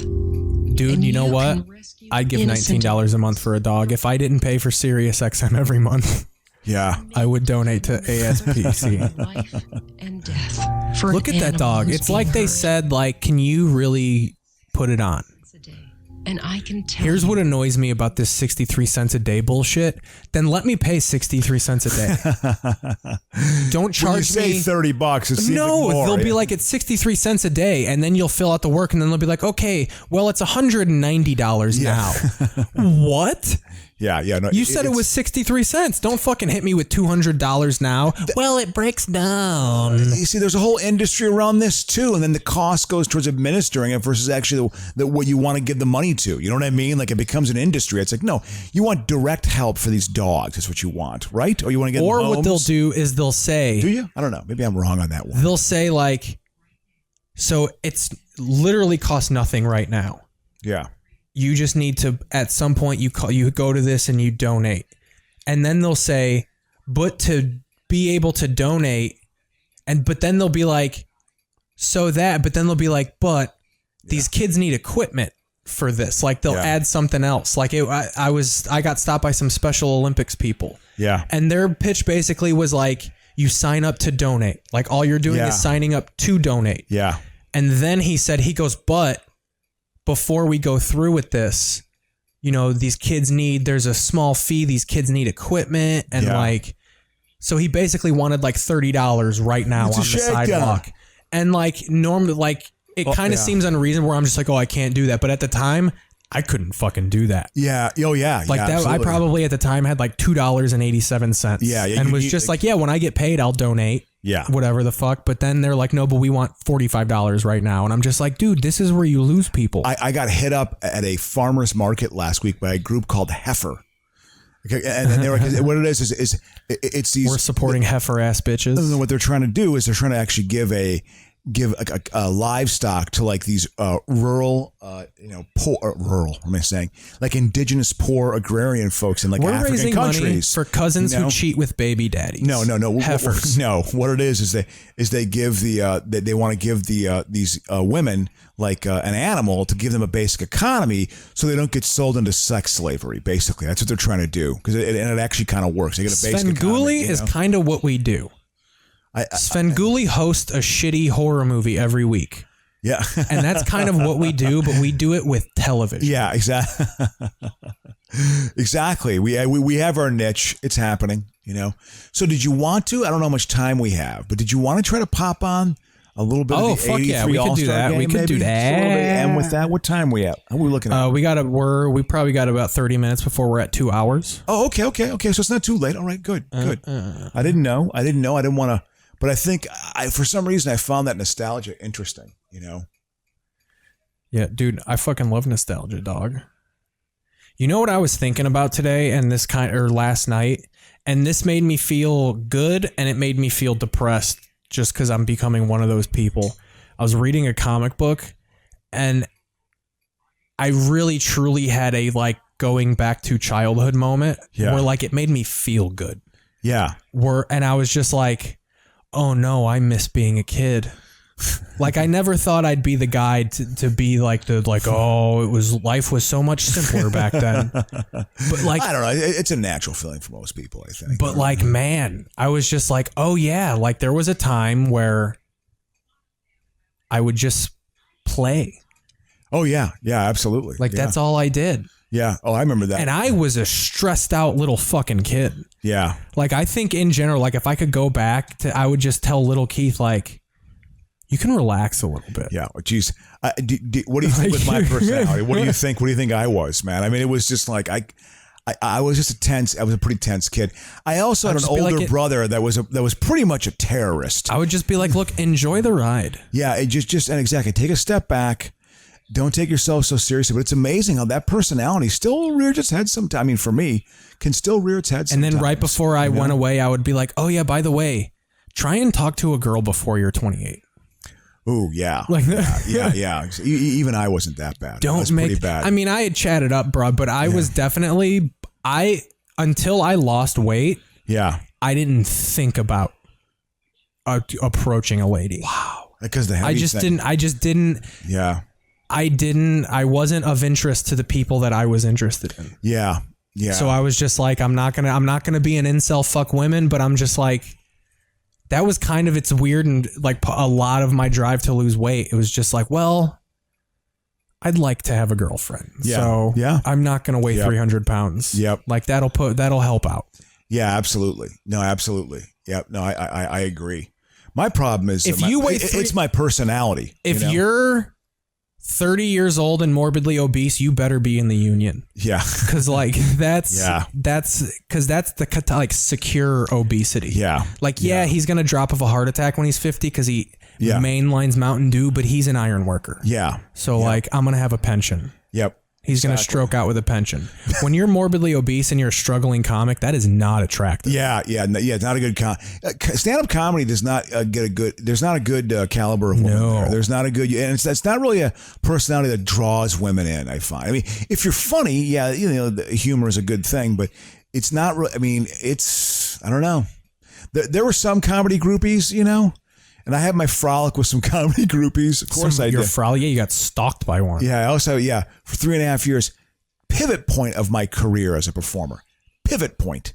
Completely changed the direction. This movie was the shit. Well, what's interesting about this movie is that this came out the same weekend as Star Wars, and it scored pretty well. Like like the prequels? No, yeah, the prequel one. Yeah, the prequel one, and it actually had a pretty good box office.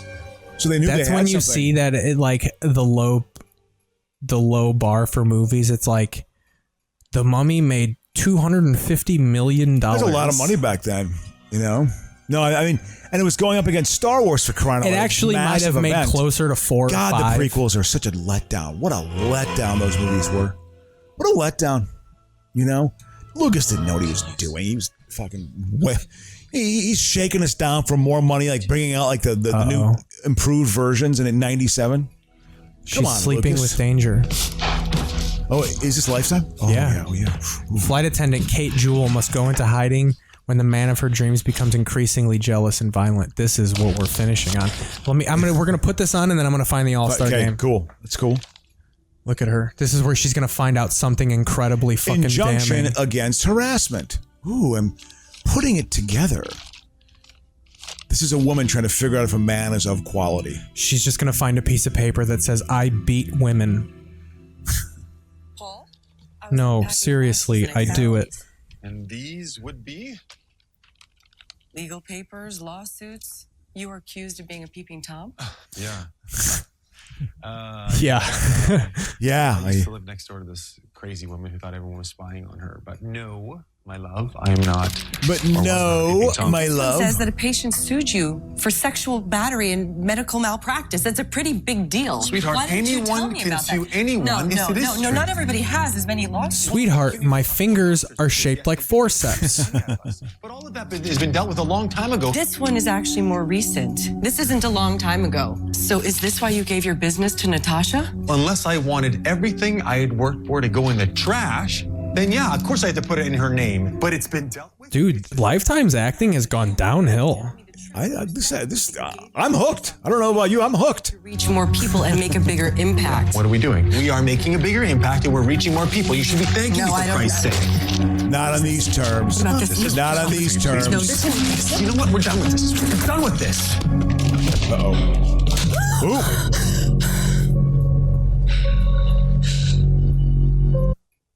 Okay. Look at that. Hitting a woman. Oh, did he get her? Oh yeah, he slapped her. Oh, what a she great shoved him, you know. What a great unintentional fucking. We went right to the All-Star game. Could we call that the Ray Cordero transition? Good. You know, I didn't want to Will get sucked into a Cordero. life. Will Cordero. Look at the Robert Taylor homes. Look at the Robert Taylor homes. Brawling city of the big shoulders. Shitty of the big shoulders. Look at that. God, it's so much better. There's so many more buildings now. Field, Soldier Field, and the lake itself. And one of the All right, it's brassy. Chicago is brassy. Let's go into the game a little bit. It's such a hip city. To honor America, Yeah. the Oak Ridge Oh, Boys. here they're gonna kneel. Let's go past. I don't want to. Let's get into the game a little bit. Mario Soto is facing Jim Rice. Rod Cruz on second base.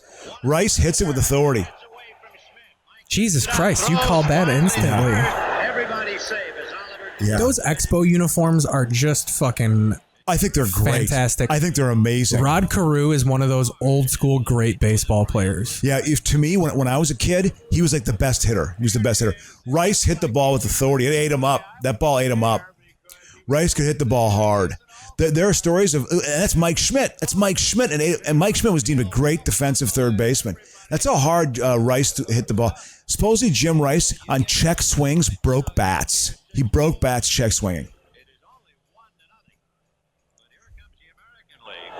And instead of a double play to get out of the I like a team that does like the Royals uniforms are fairly unchanged. Yeah, absolutely. Cardinals, Angels have gone up and down. Yeah. Although I like the late 90s Angels uniforms when they had like the angel logo with angel wings on it, and they had the pinstripe uniforms. Fucking Jim Edmonds. Who was Fred Lynn's on second base. Who was that big fucking dude who eventually played for the Red Sox? Who was their big fucking, he had the weird swing on the Angels. Not Mo Vaughn. Mo Vaughn. Yeah. He fucking... Yeah, he played for the Angels back then. Yeah, didn't he? and he got a big fat contract and played like ass. Yeah. I think he signed with the Twins, or no, he started with the Tour. He signed with the Twins. No. Ortiz is with the Twins, but Mo Vaughn was a 90s guy. Ortiz is a aughts guy. Oh no, Mo Vaughn signed with the Mets. The Mets? And totally just floundered out of baseball. The Mets used to have some of the worst signings when I was like in my 20s. Although if they revived Robin Ventura's fucking career. Yeah. Mario Soto. Gary Carter's the catcher. Yeah, this is... look at it. The bases juiced. I like bases are stir up. juiced. The sacks are drunk. I love that that ball and strike, like the font. Look at that. Look at those uniforms of the. My brother wore those. It was the same company in Milwaukee. You made buck if you were doing concessions at the All-Star game. My brother worked a World Series and he sold programs. He made $600 in one day of work in 1982. Dude, this was back before they literally would just pin tarps into the outfield. Oh yeah, like they didn't paint the fucking grass. They just put pictures. Yeah, like a big lawn dart target. Yep. Carew as Brett picked him up. Harvey Is that fucking Keene. Donnie Zimmer? No, it's Harvey Keene, who was the manager he was of the the Brewers. See, because again, the teams from the World Series the previous year should have managed. been world champion Brewers. Yeah, so it's Herzog versus Keene. Harvey Keene is a Wisconsin baseball legend. Look how baseball is. This is, I guarantee you, the same inning. Yeah. Yeah. And I just went ahead like probably 30 minutes. Is it? What else is new? Do you think they played harder during this time? Like this was a game to them, right? Like they didn't, or was it still an exhibition? No, they didn't give a fuck. I think now what's different is the workout regimes. They're much better athletes now. There was some decent athleticism with baseball players. You had to be. Do you want to know what's gonna? And this might age you. The first All-Star game I ever remember was the one that was in Camden Yards. I don't even remember that one. I think it was 97. Jesus Christ. Yeah, no, I remember. I mean, this was not my first one I watched. Let's watch to the Fred Lynn hits a grand slam off of Atlee Hammaker. What inning? It's in the next. Look who's pitching. We got to watch this inning. This is the inning where I think they get 6 or 7. And you understand, the American League had not won since 1971. They had a 12-game losing streak or an 11-game losing streak. But they were they were getting better. Look at all those players with no COVID. It's just a time, a bygone era of just COVID-free sports. Yeah, I don't. Winfield signed a huge contract, and what's his face? The owner Steinbrenner was such a sociopath. He hired a private investigator to tail him around New York City. He thought he was getting into things, you know. He was a great talent. He was probably considered yoked for his time. Oh, he was deemed a very big, strong player. And absolutely. He's kind of thin. Like he's big, but that's natural big. Like Dave Winfield's one of the best athletes that ever played sports. That's truth. He was drafted in basketball and football. He played baseball. He went right from the University of Minnesota to playing in the major leagues. He played no minor league baseball. The Gophers went to the College World Series when he was there. He pitched like a no-hitter, man. He was a great pitcher. He was a great athlete. He's a great baseball player, Dave Winfield. Naturally great baseball player. He reminds me of that era's Chili Davis. No. Chili Davis was a rookie this year. No shit. This year. Yeah, Chili Davis was rookie in '82. So when Chili Davis played on the Yankees in the late '90s, he was he was an old man. An old man. But he had a great he understood the strike zone. He understood the strike zone and when to get his pitch to hit. Do you know who else? Jim fucking Leyritz. Yeah, was on those teams. There's Cal Ripken. He was the MVP that year. Look at Ricky with his yellow jersey. Dude, Eddie Murray played for like 40 years. Eddie Murray, again, was an amazing baseball player. He played from 1970, actually played 1977. He was a rookie of the year until 95. 97. He played 20 years. Was he on the 97 Indians team that went to the World Series? Oh my God. He was on those Baltimore Oriole teams that would go to the playoffs. Oh, I mean, he was the main guy actually. It wasn't Ken. Well, they also had fucking. See, they're getting guys on base. Tim Raines. Who was their fucking pitcher? Who was the big fucking pitcher on the Orioles in the 90s? Well, Mike Mussina. Mike Mussina, yeah, that was their. Look at those Indians uniforms. Trio. Those are classics. That name is gone. Look at Manny Trio. Or that picture, Chief Wigwam. Yeah, they all Chief Wahoo. Yeah, Wahoo. I remember when I was Chief Wigwam. I was arguing with I was someone. thinking Chief Wiggums and Chief.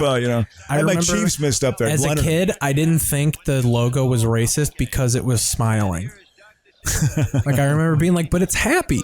Like the Redskins logo looks so stern sad. and just like If you made that Redskin commercial, the commercial of me being a kid, with the crying Indian, that was the classic sort of pollution, thing, like the crying Indian. That's what you look at when you think of the Redskin helmet. It really should just be called like the Washington Trail of Tears. Like that logo looks. If you were make the Trail of Tears into a picture. I read a book in grad school about the Trail of Tears. I thought it was a great book, man. I really liked it a lot. I actually thought it was a pretty rough experience, man. It was a real like what they did, man. I mean, it was pretty bad. You want to know how retarded I was as a kid? When I first learned about it, the first thing I thought was, did they cry the whole time? Yeah. Well, is that why it's called the Trail of Tears? Like, were they? Oh, that's what they say is that it was a lot of people I think did. Because it was like a defeated people were being kicked off their land in Georgia. And just take it from the fact that they were probably walking barefoot across the United States. Yeah. And I think the winter kicked in, and it was the very first evidence they say of chemical warfare when they were given blankets that had smallpox to kill them off. There was a genocide going on with it too. Like, we're going to off you also. Like that whole part of you believe that? No, I'm just kidding. Bleeding heart liberal with your excessive government regulation in the marketplace. It's like, whoa. I love dropping a good old "you believe that." Like after I went on a trip, supposed to be trip with some comics. Andre Dawson. We were gonna go watch Neowise and do Acid, the comet. Yeah. And I got in the car with a couple comics and I mentioned COVID, and the guy just turned around and he goes, "You don't actually believe that bullshit, do you?" Really? And I was like, "I'll get out of this car right now." And he was just like, "I'm fucking with you." Yeah, I know. Like and I was just like, "Oh, dude." Yeah, no. But he sold it so well. He just goes, "You don't believe that bullshit, do you?" I love doing that to people. The whole like, that's my big thing too. Of like, hey, the white race is under attack. I think it just said that they've batted around. Yeah. They score 7 runs this inning. I mean, they completely like. Boy, they're just letting Allie Hammaker hang. Yeah. Allie Hammaker was. Yep. And then the damn truly burst on the grand slam by Fred Lynn. That's when you knew the American League was going to win an All-Star game.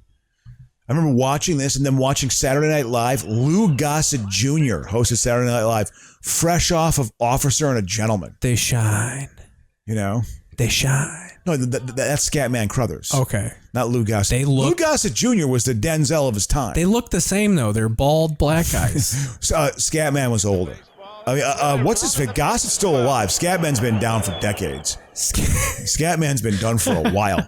He's had the dirt nap. I love Scatman Crothers. As a kid, I loved Scatman. Hong Kong Phooey. He did Hong Kong Phooey.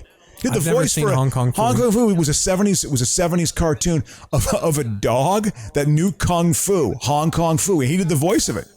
He was doing voiceover work, animation. Hong Kong Phooey never was and he had like a little like a Zorro mask he wore. Yeah, they basically walked Yount because Yount was completely feared. Yount was a feared Red hitter. Sox, a team that haven't changed their uniforms at all.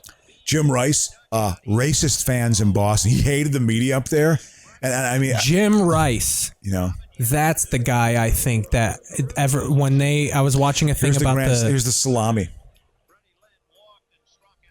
But yeah, I think it gives him a bit of. I don't know if it's early in the bat or after. He's a grand slam. Dude, I play 2016 World Series replays. Yeah. And I get so excited, like, I'm going to play Fowler's leadoff home run. And then you forget that it happened in the 15th pitch of a fucking 20 pitch at bat. And you're just like, I forgot it takes 5 minutes to get to this fucking thing. Exactly. But you were saying that. I'm sorry, I didn't mean to cut you off. Oh, no, that's what Ooh, he got squeezed in that call. That should have been a strike. And then inevitably, you're like, I'm going to skip ahead a minute. And then you skip ahead, and he's trotting around the bases, and you're like, fuck. Yeah, no, you got to be patient. Got to go back. Yeah, let's be patient. 3 in the third. They have pushed Allie Hammaker around. Yep. Look at that. He looks like he just returned from a war with that pin in his hat. Wow, he was down in the count, and he hits a fucking home grand salami. They all have pins in their hats in this. I think that was an all-star thing. Like, they all have pins in their hats. It makes it look like they're like war. Like, if you go in the dugout, they have the post with all the signs of where they're from. Yeah, absolutely. Yeah, somebody probably added in there. You know what I mean? Here's a touch we're going to add. It'll be like a throwback to American Legion Ball or something, you know? Candlestick Park, the home of next year's All-Star here. Candlestick was in 84. As a throwback to that's Little... when Gooden struck out at the side. As a throwback to Little League, the National League is represented by a bail bond. Dude, that was a fucking strike, and they're squeezing his My ass. dad always said the American League strike zone was way worse. The way my dad told me that the American League had a wider strike zone. That it was lower, basically. They fucking... there we go.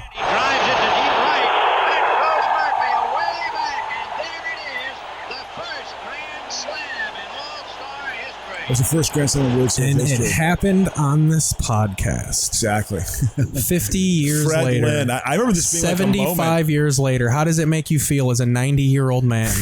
You were 56 years old when this happened. I was 14. 110 years old you are now. It was 37 years ago. 80 years. You were 80 years old when this happened. Pretty crazy. Yeah, I mean, look at that old scoreboard. Yeah. Back then, now it's safe. Back then, fire shot out of the scoreboard. Oh yeah. The fireworks came out of the scoreboard. Yeah. Yep. That's absolutely. dangerous. Oh, I'm sure. I'm sure it was not Hannah. I'm sure it was some drunk dude like, yeah, he pushes a broom. He was in the war. He works with pyrotechnics. We'll have him do it. We let the tard put him in the tubes. I mean, he can fit in there. He's small. We jam him. Reinsdorf owned the White Sox this year. He still does. Yeah, Reinsdorf bought them in 81. He bought them and the Bulls in 81. And he did a good thing when they got La Russa. And they put money into them. This 83 team for the White Sox was a competitive, good baseball team. Now, from the Last Dance documentary, because I always heard a different story. Look how young Ripken is. The Last Dance documentary makes it seem like the Bulls were this laughable fucking organization before Michael Jordan.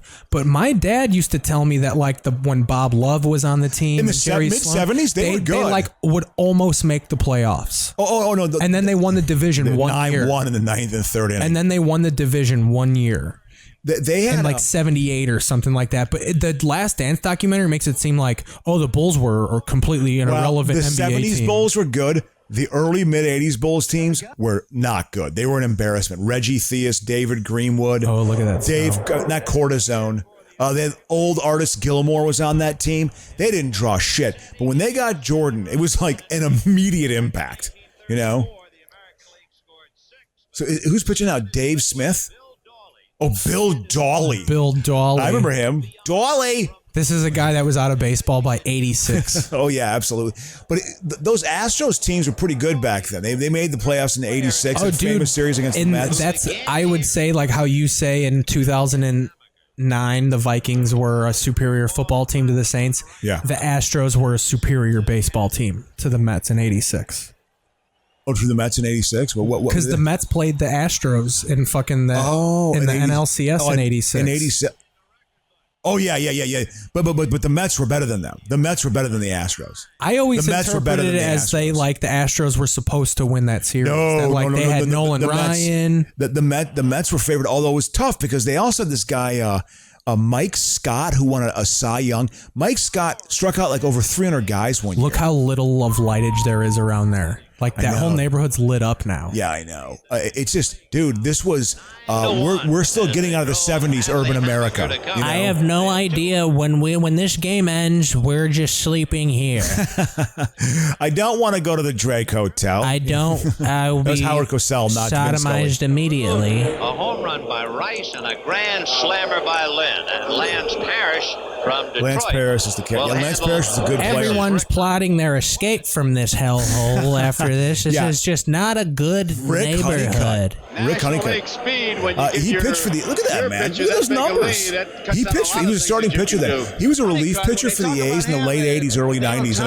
Dog, I texted you about that year Steve Carlton had. Oh, yeah. Yeah, it's like 27-10. Yeah. And like 31 complete games or something. Or it was like 30 complete games, 43 games started. Jesus. And you said they won 57 games that year. Yeah. So he won a third of their games. Oh, he won half. He won over half their games. Jesus Christ. I mean, that's how bad they were, too, but that's how dominant. And people talk about that pitching season as being one of the all-time great pitching seasons. Was Carlton on the 1980 team? Oh, yeah, absolutely. So that was his crowning achievement. Yeah. Like, we're gonna get old Stevie his ring. Well, he won the Cy Young in 72, 77, 80, and 82. He won it 4 times over a 10-year period. He has 4,000 strikeouts. Yeah, well, there was a time it was he got it on the White Sox. And I remember him pitching for the White Sox. He and Ryan used to battle for the strikeout lead. That was a story for like a year and a half in baseball. Hate those Braves uniforms. Yeah. Dale Murphy was a stud, though. He was a great baseball player. That's an old school white baseball name. Dale Murphy? Yeah, absolutely. Dale Murphy, his dad used to beat him to death with a bat. No, he was Mormon, hardcore Mormon. And very big family, like a straight-laced guy, didn't curse, didn't chew. He slept with his drink. He slept with ball. His bat. He had his baseball glove and his magic underwear every night. Do you think about ball players back then, Keith, talking about playing harder or not? What I like about ball players back then, guys had problems. They chewed. Oh, they drank. Divorce, they did coke and gambling stuff. problems. I mean, the Brewers back then. A lot of them probably legitimately couldn't read. But yeah, before Molitor, who was this great player, Molitor, who was just, Paul Molitor was one of the best baseball players ever. Dude, I remember Molitor just lighting teams when up. I was a kid, I remember him getting his 3,000th hit. I mean, he was a great hitter early in his career. And I remember Kirby Puckett looking weird. Yeah, he was obese. He was heavy. But with early, what were we talking about? With early Molitor, he was great talent. Obviously, 82 had a great season. Had like 230 hits, I think, or 200. He had over 200 hits. I know that for the Brewers, right? For the Brewers, he was great for the Brewers. But he partied. And there was rumors that he was a bit of that. Yes, and he was married to someone from the Accardo family, one of the mob families of Chicago that has roots in Milwaukee too.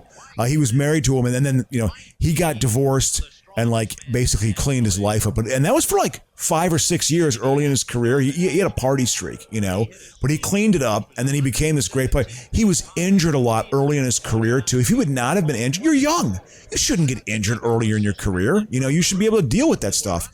But he missed almost an entire season in '84. Schmitty. If Paul Molitor would have been able to play a lot early in his career, he wouldn't have challenged Rose, but he would have had 3,800 hits. He still had 3,300 hits, but he missed a good 2.5 seasons because of injury. The first probably 7 years of his career, 9 years of his career. Dude, Mike Schmidt was just he looks like he was just powered by systematic racism. It's just coursing through his veins. Why do you say that? It's just he's got that frayed up orange hair. It looks like he was born on a tractor. They turned 2. He just looks like that all-American boy, country strong, but doesn't look like it. Yeah. Just when you think of a kid that was fucking... Yeah. He just hit baseballs as a kid. Yeah, exactly. He hit him hard. That is just that's a kind of that sports privilege of my dad had a great union job, so I literally just fucking played Little League baseball. Yep. All fucking day, and now I just fucking crank dingers. I'm in Philadelphia. I hate black people. Well, he was actually always a pretty good guy, I think. He was a great baseball player. He had an anger problem, though, didn't he? Didn't he freak out on umps a lot? I think I've seen a lot of... No, he wasn't that bad. I always feel like people were intimidated by Mike Schmidt. No. He didn't have a reputation like that. I know he hit 7,000 home runs. Well, I mean, he has over 500. I mean, and he had a couple, in 1980, he had a 48 home run season in 1980, which was a huge amount. Did they think he's going to break the record at one point? Nah, it wasn't that, but he was deemed definitely one of the top 3. He and Reggie and stuff. It was there was a pretty small pantheon of power hitters of that era, and Mike Schmidt was definitely one of them. Dave Kingman was also in that too, but it was Reggie Jackson was in a true power hitter, and Eddie Murray was so consistent. Again, like we said last week when we were doing the intros, this was back when the All-Star game was actually the All-Star game, so we've fast forwarded at many points in this game, but you've seen Royals, Astros, fucking Orioles, only the good teams have players in this. It's so fucking everyone gets a trophy shit. Now I think it's a rule every team gets one All-Star. Yeah. Oh yeah. Well, I think it was deemed bad. It was kind of an unwritten rule that every team got an All-Star back then. But I remember but now there's not they get. There's only at most you get 4 a team. Yeah. Well, it should be if you have 6 or 7 of the best players, dude, they should be on it. In 2016, it should have been, or even before that. There are some years where it's okay, that team, the NL All-Star team, should be half the Cubs starting lineup. Yeah. Oh yeah. The A's in the late '80s should have been half the starting team in the All-Star game. I mean, they were that good. Canseco, McGuire, Henderson, Dave Stewart. I remember I was arguing with one of my Sox fan friends, and he was like, "Oh, your boy." It was I think our only All-Star was fucking Brandon Morrow or some shit. Yeah. And I was like, dude, you just have to acknowledge that that the fact that Chris Bryant isn't in this All-Star game is fucking absurd. Yeah. The only reason Chris Bryant didn't get in is because some cocksucker from some garbage team got in over him. Yeah. It was Ripken. Ripken got eaten up. Ripken got eaten up on that ball. Look at that. Young Cal Ripken makes an error. He was so thin. He was a leap in the. He and Robin Yount were a leap in the position because the position was deemed a no bat position. Mark Belanger, excellent glove, weak hitter. You basically gave up that position, but obviously the best athletes play shortstop in baseball. So like Yount and Ripken were great athletes. Look Robin at that Yount was a pirate. great I love those fucking pirate uniforms. Bill Madlock was a good hitter. Was this the tail end of like the We Are Family? Yeah, like yes, they were like starting to be like second, third place. Oh yeah.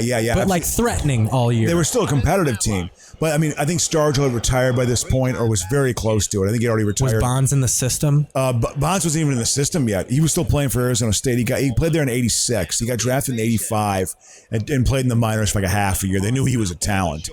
So, this was like the era of like. Where was Bobby at? Who? Bobby Bonds. Oh, he was out of baseball by then.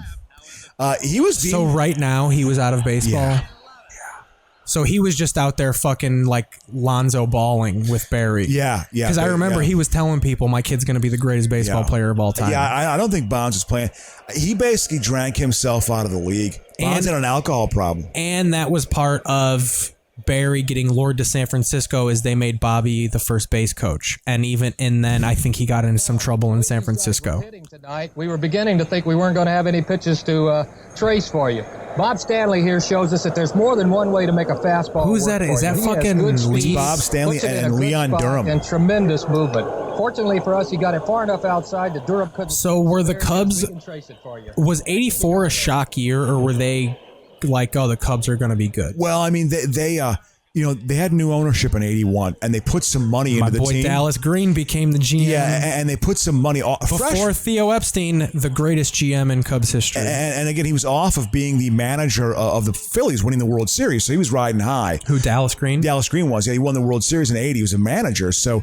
It was kind of a score. They got him, and they were bought by, I don't know who bought them. Was it Wrigley? The Trib. The Trib, yeah. The Trib bought him.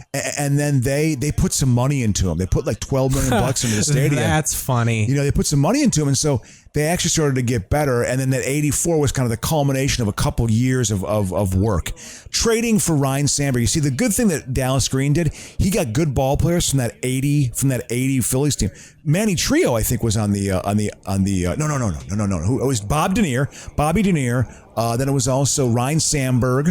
They also had Dick Ruthven, who was a Phillies player, third baseman. Well, they always had crappy third basemen. He managed the Phillies. Steve Oliveris. He ended up. Ron Say was Charlie 84. Manuel too, right? No. The third baseman was not the third base coach or the third baseman. Third baseman was Ron Say. It was Ron Say, Boa, Sandberg Larry at Boa. second. He managed the Phillies. Yeah, and Boa was also from the '80s Phillies. So Boa was from the '80s Phillies. Bobby Denier was from the '80s Phillies. He traded for Sandberg immediately. Yeah, right? And they fleeced him. They got Boa and Ryan Sandberg for Ivan DeJesus. Who was a decent shortstop, but like nothing great. 18th round draft. Well, no, they got nothing. That was it. And then they threw in Sandberg as like a throwaway. He was a minor leaguer at that point, right? But the Green knew he was good, so they got a bunch of good players off of that '80. That was the last hurrah of some of those old guys being good baseball. Ron Say was off of the late '70s Dodgers.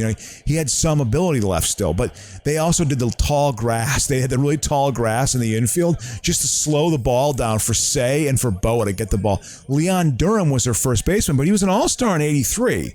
But a lot of guys came together too. Some of their system guys played well. Jody Davis was a good catcher for them. Do you want to go to the end? Yeah, wind it down. Yeah, I don't care. It's fine. We don't have to watch the whole thing. Oh no, I want to Lee get Smith to is in here, man. Again, you can tell this is the end. 3-2. This is all pointless. Hubbard boots it. It's like the All-Star game. So Vin Scully's like, "Can we just fucking go home? Can I just leave? I've got a piece of prime rib waiting for me at Lowry's. 15-4. Can you just get?" Oh, I got a feeling Scully didn't drink that much. I think he's probably pretty straight because he wouldn't be alive that long. I got a nice glass of buttermilk waiting for me. Like Grandma used to have in Arkansas. Buttermilk and cotton candy. I mean, this guy announced the Brooklyn Dodgers in the 40s, man. There's the slide, and he's safe. I go back to my hotel room, and I eat Hershey's Kisses. Yeah. And then I masturbate while I headbutt a mirror.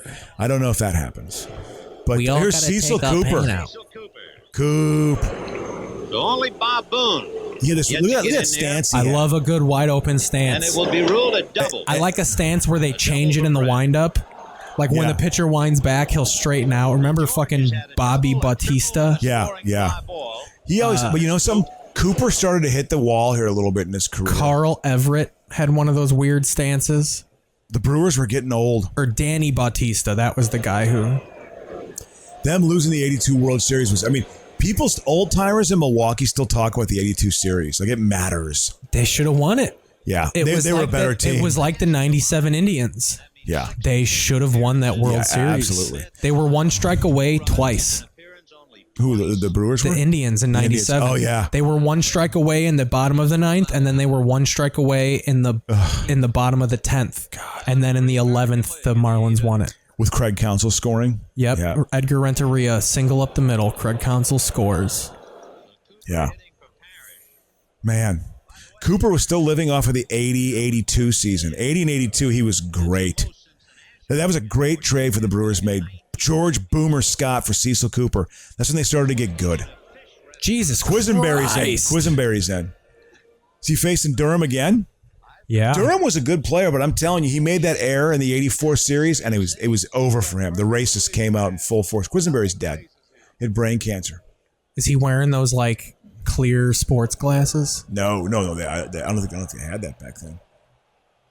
Quisenberry was a great reliever back in the day. Look at those box seats. Those are legit box seats. Yep. Al Capone used to sit over here. Garagiola.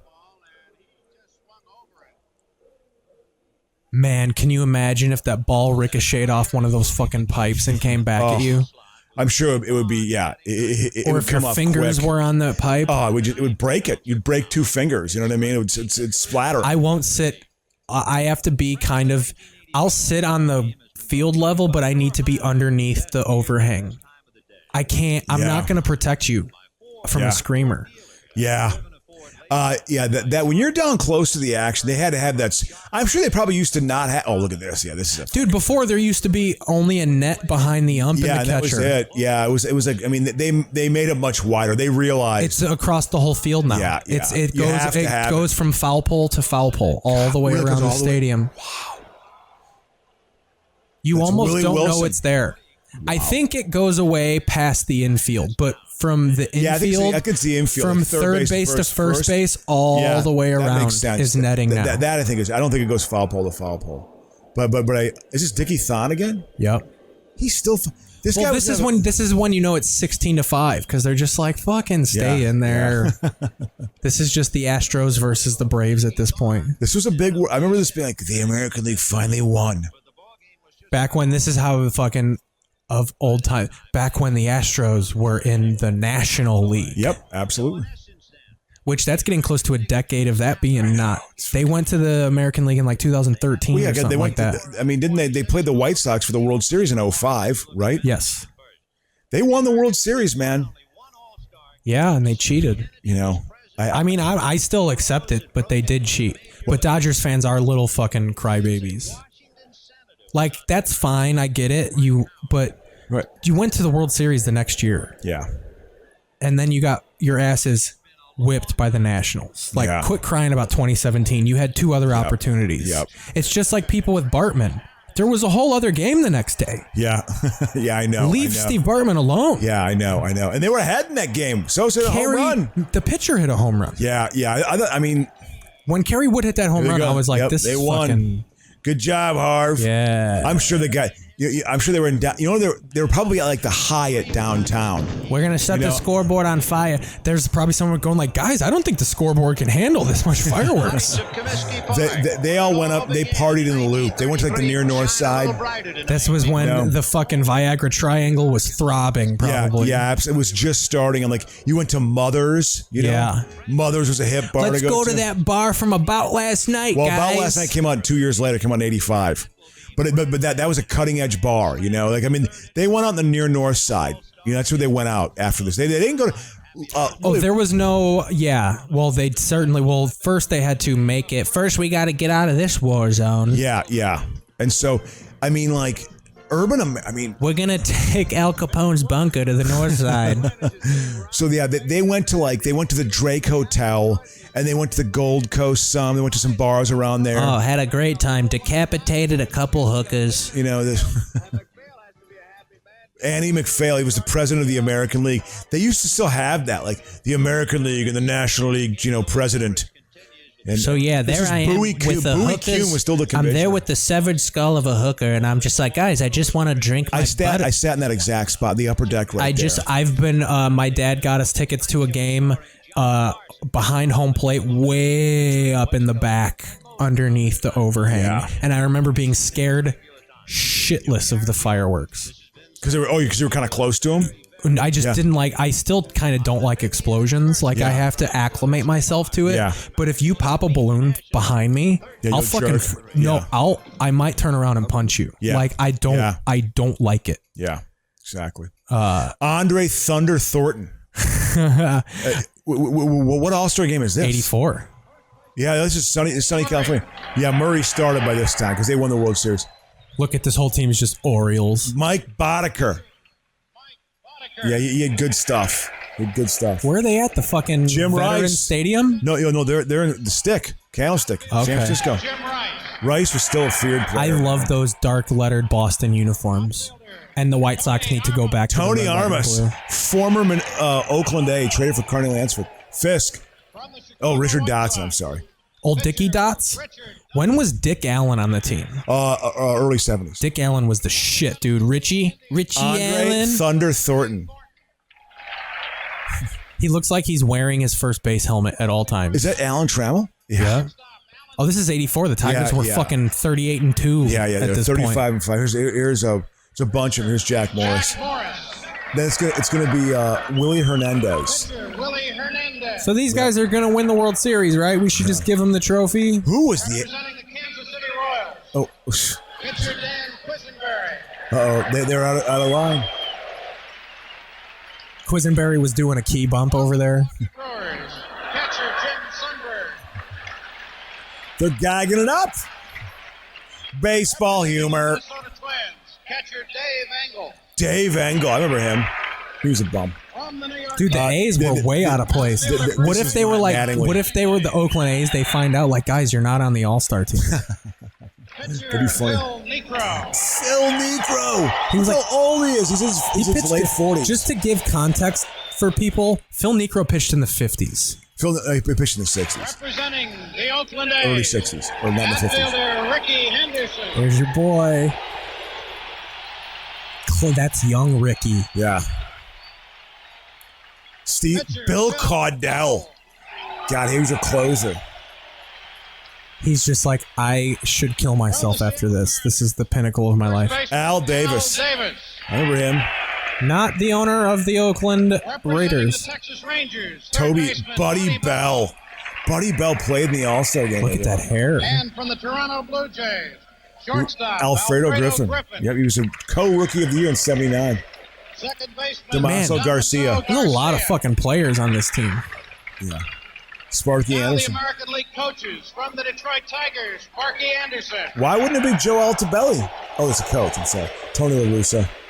Representing the Chicago Look at Tony. White Sox, He's young. La Russa. It looks like he's wearing a flannel shirt under his uniform. Jackie Moore. For the Oakland A's, He was their manager.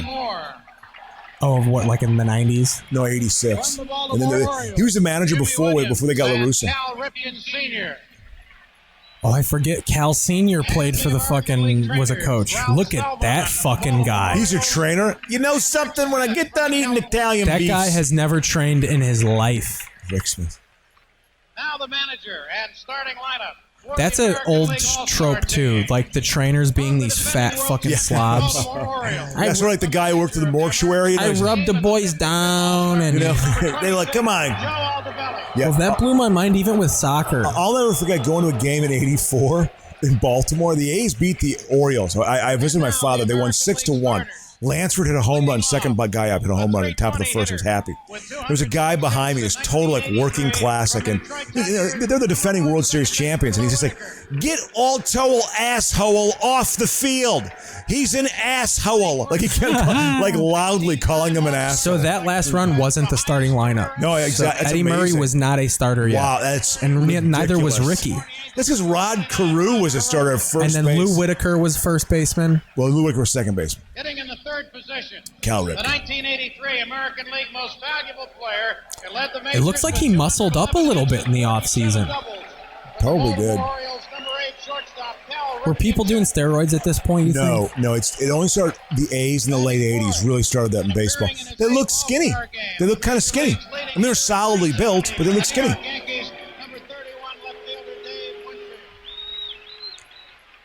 And the Yankees were still good, right? They were always in second place. Major League's leading active home run hitter. What did he have, like 280 home runs or something like that? No. He had 563 home I'm runs. saying, but at this point. Oh, no. Because he said he's the current active leader. He was over 400 at this point. This is the tail end of his career. He only had 3 years left in his career. But he was a name still. Reggie was still a name.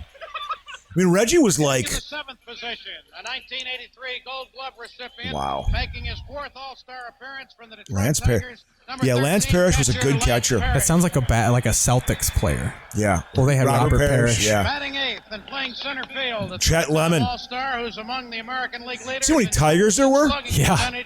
From the Detroit Tigers, number 34, Chet Lemon. Former White Sox.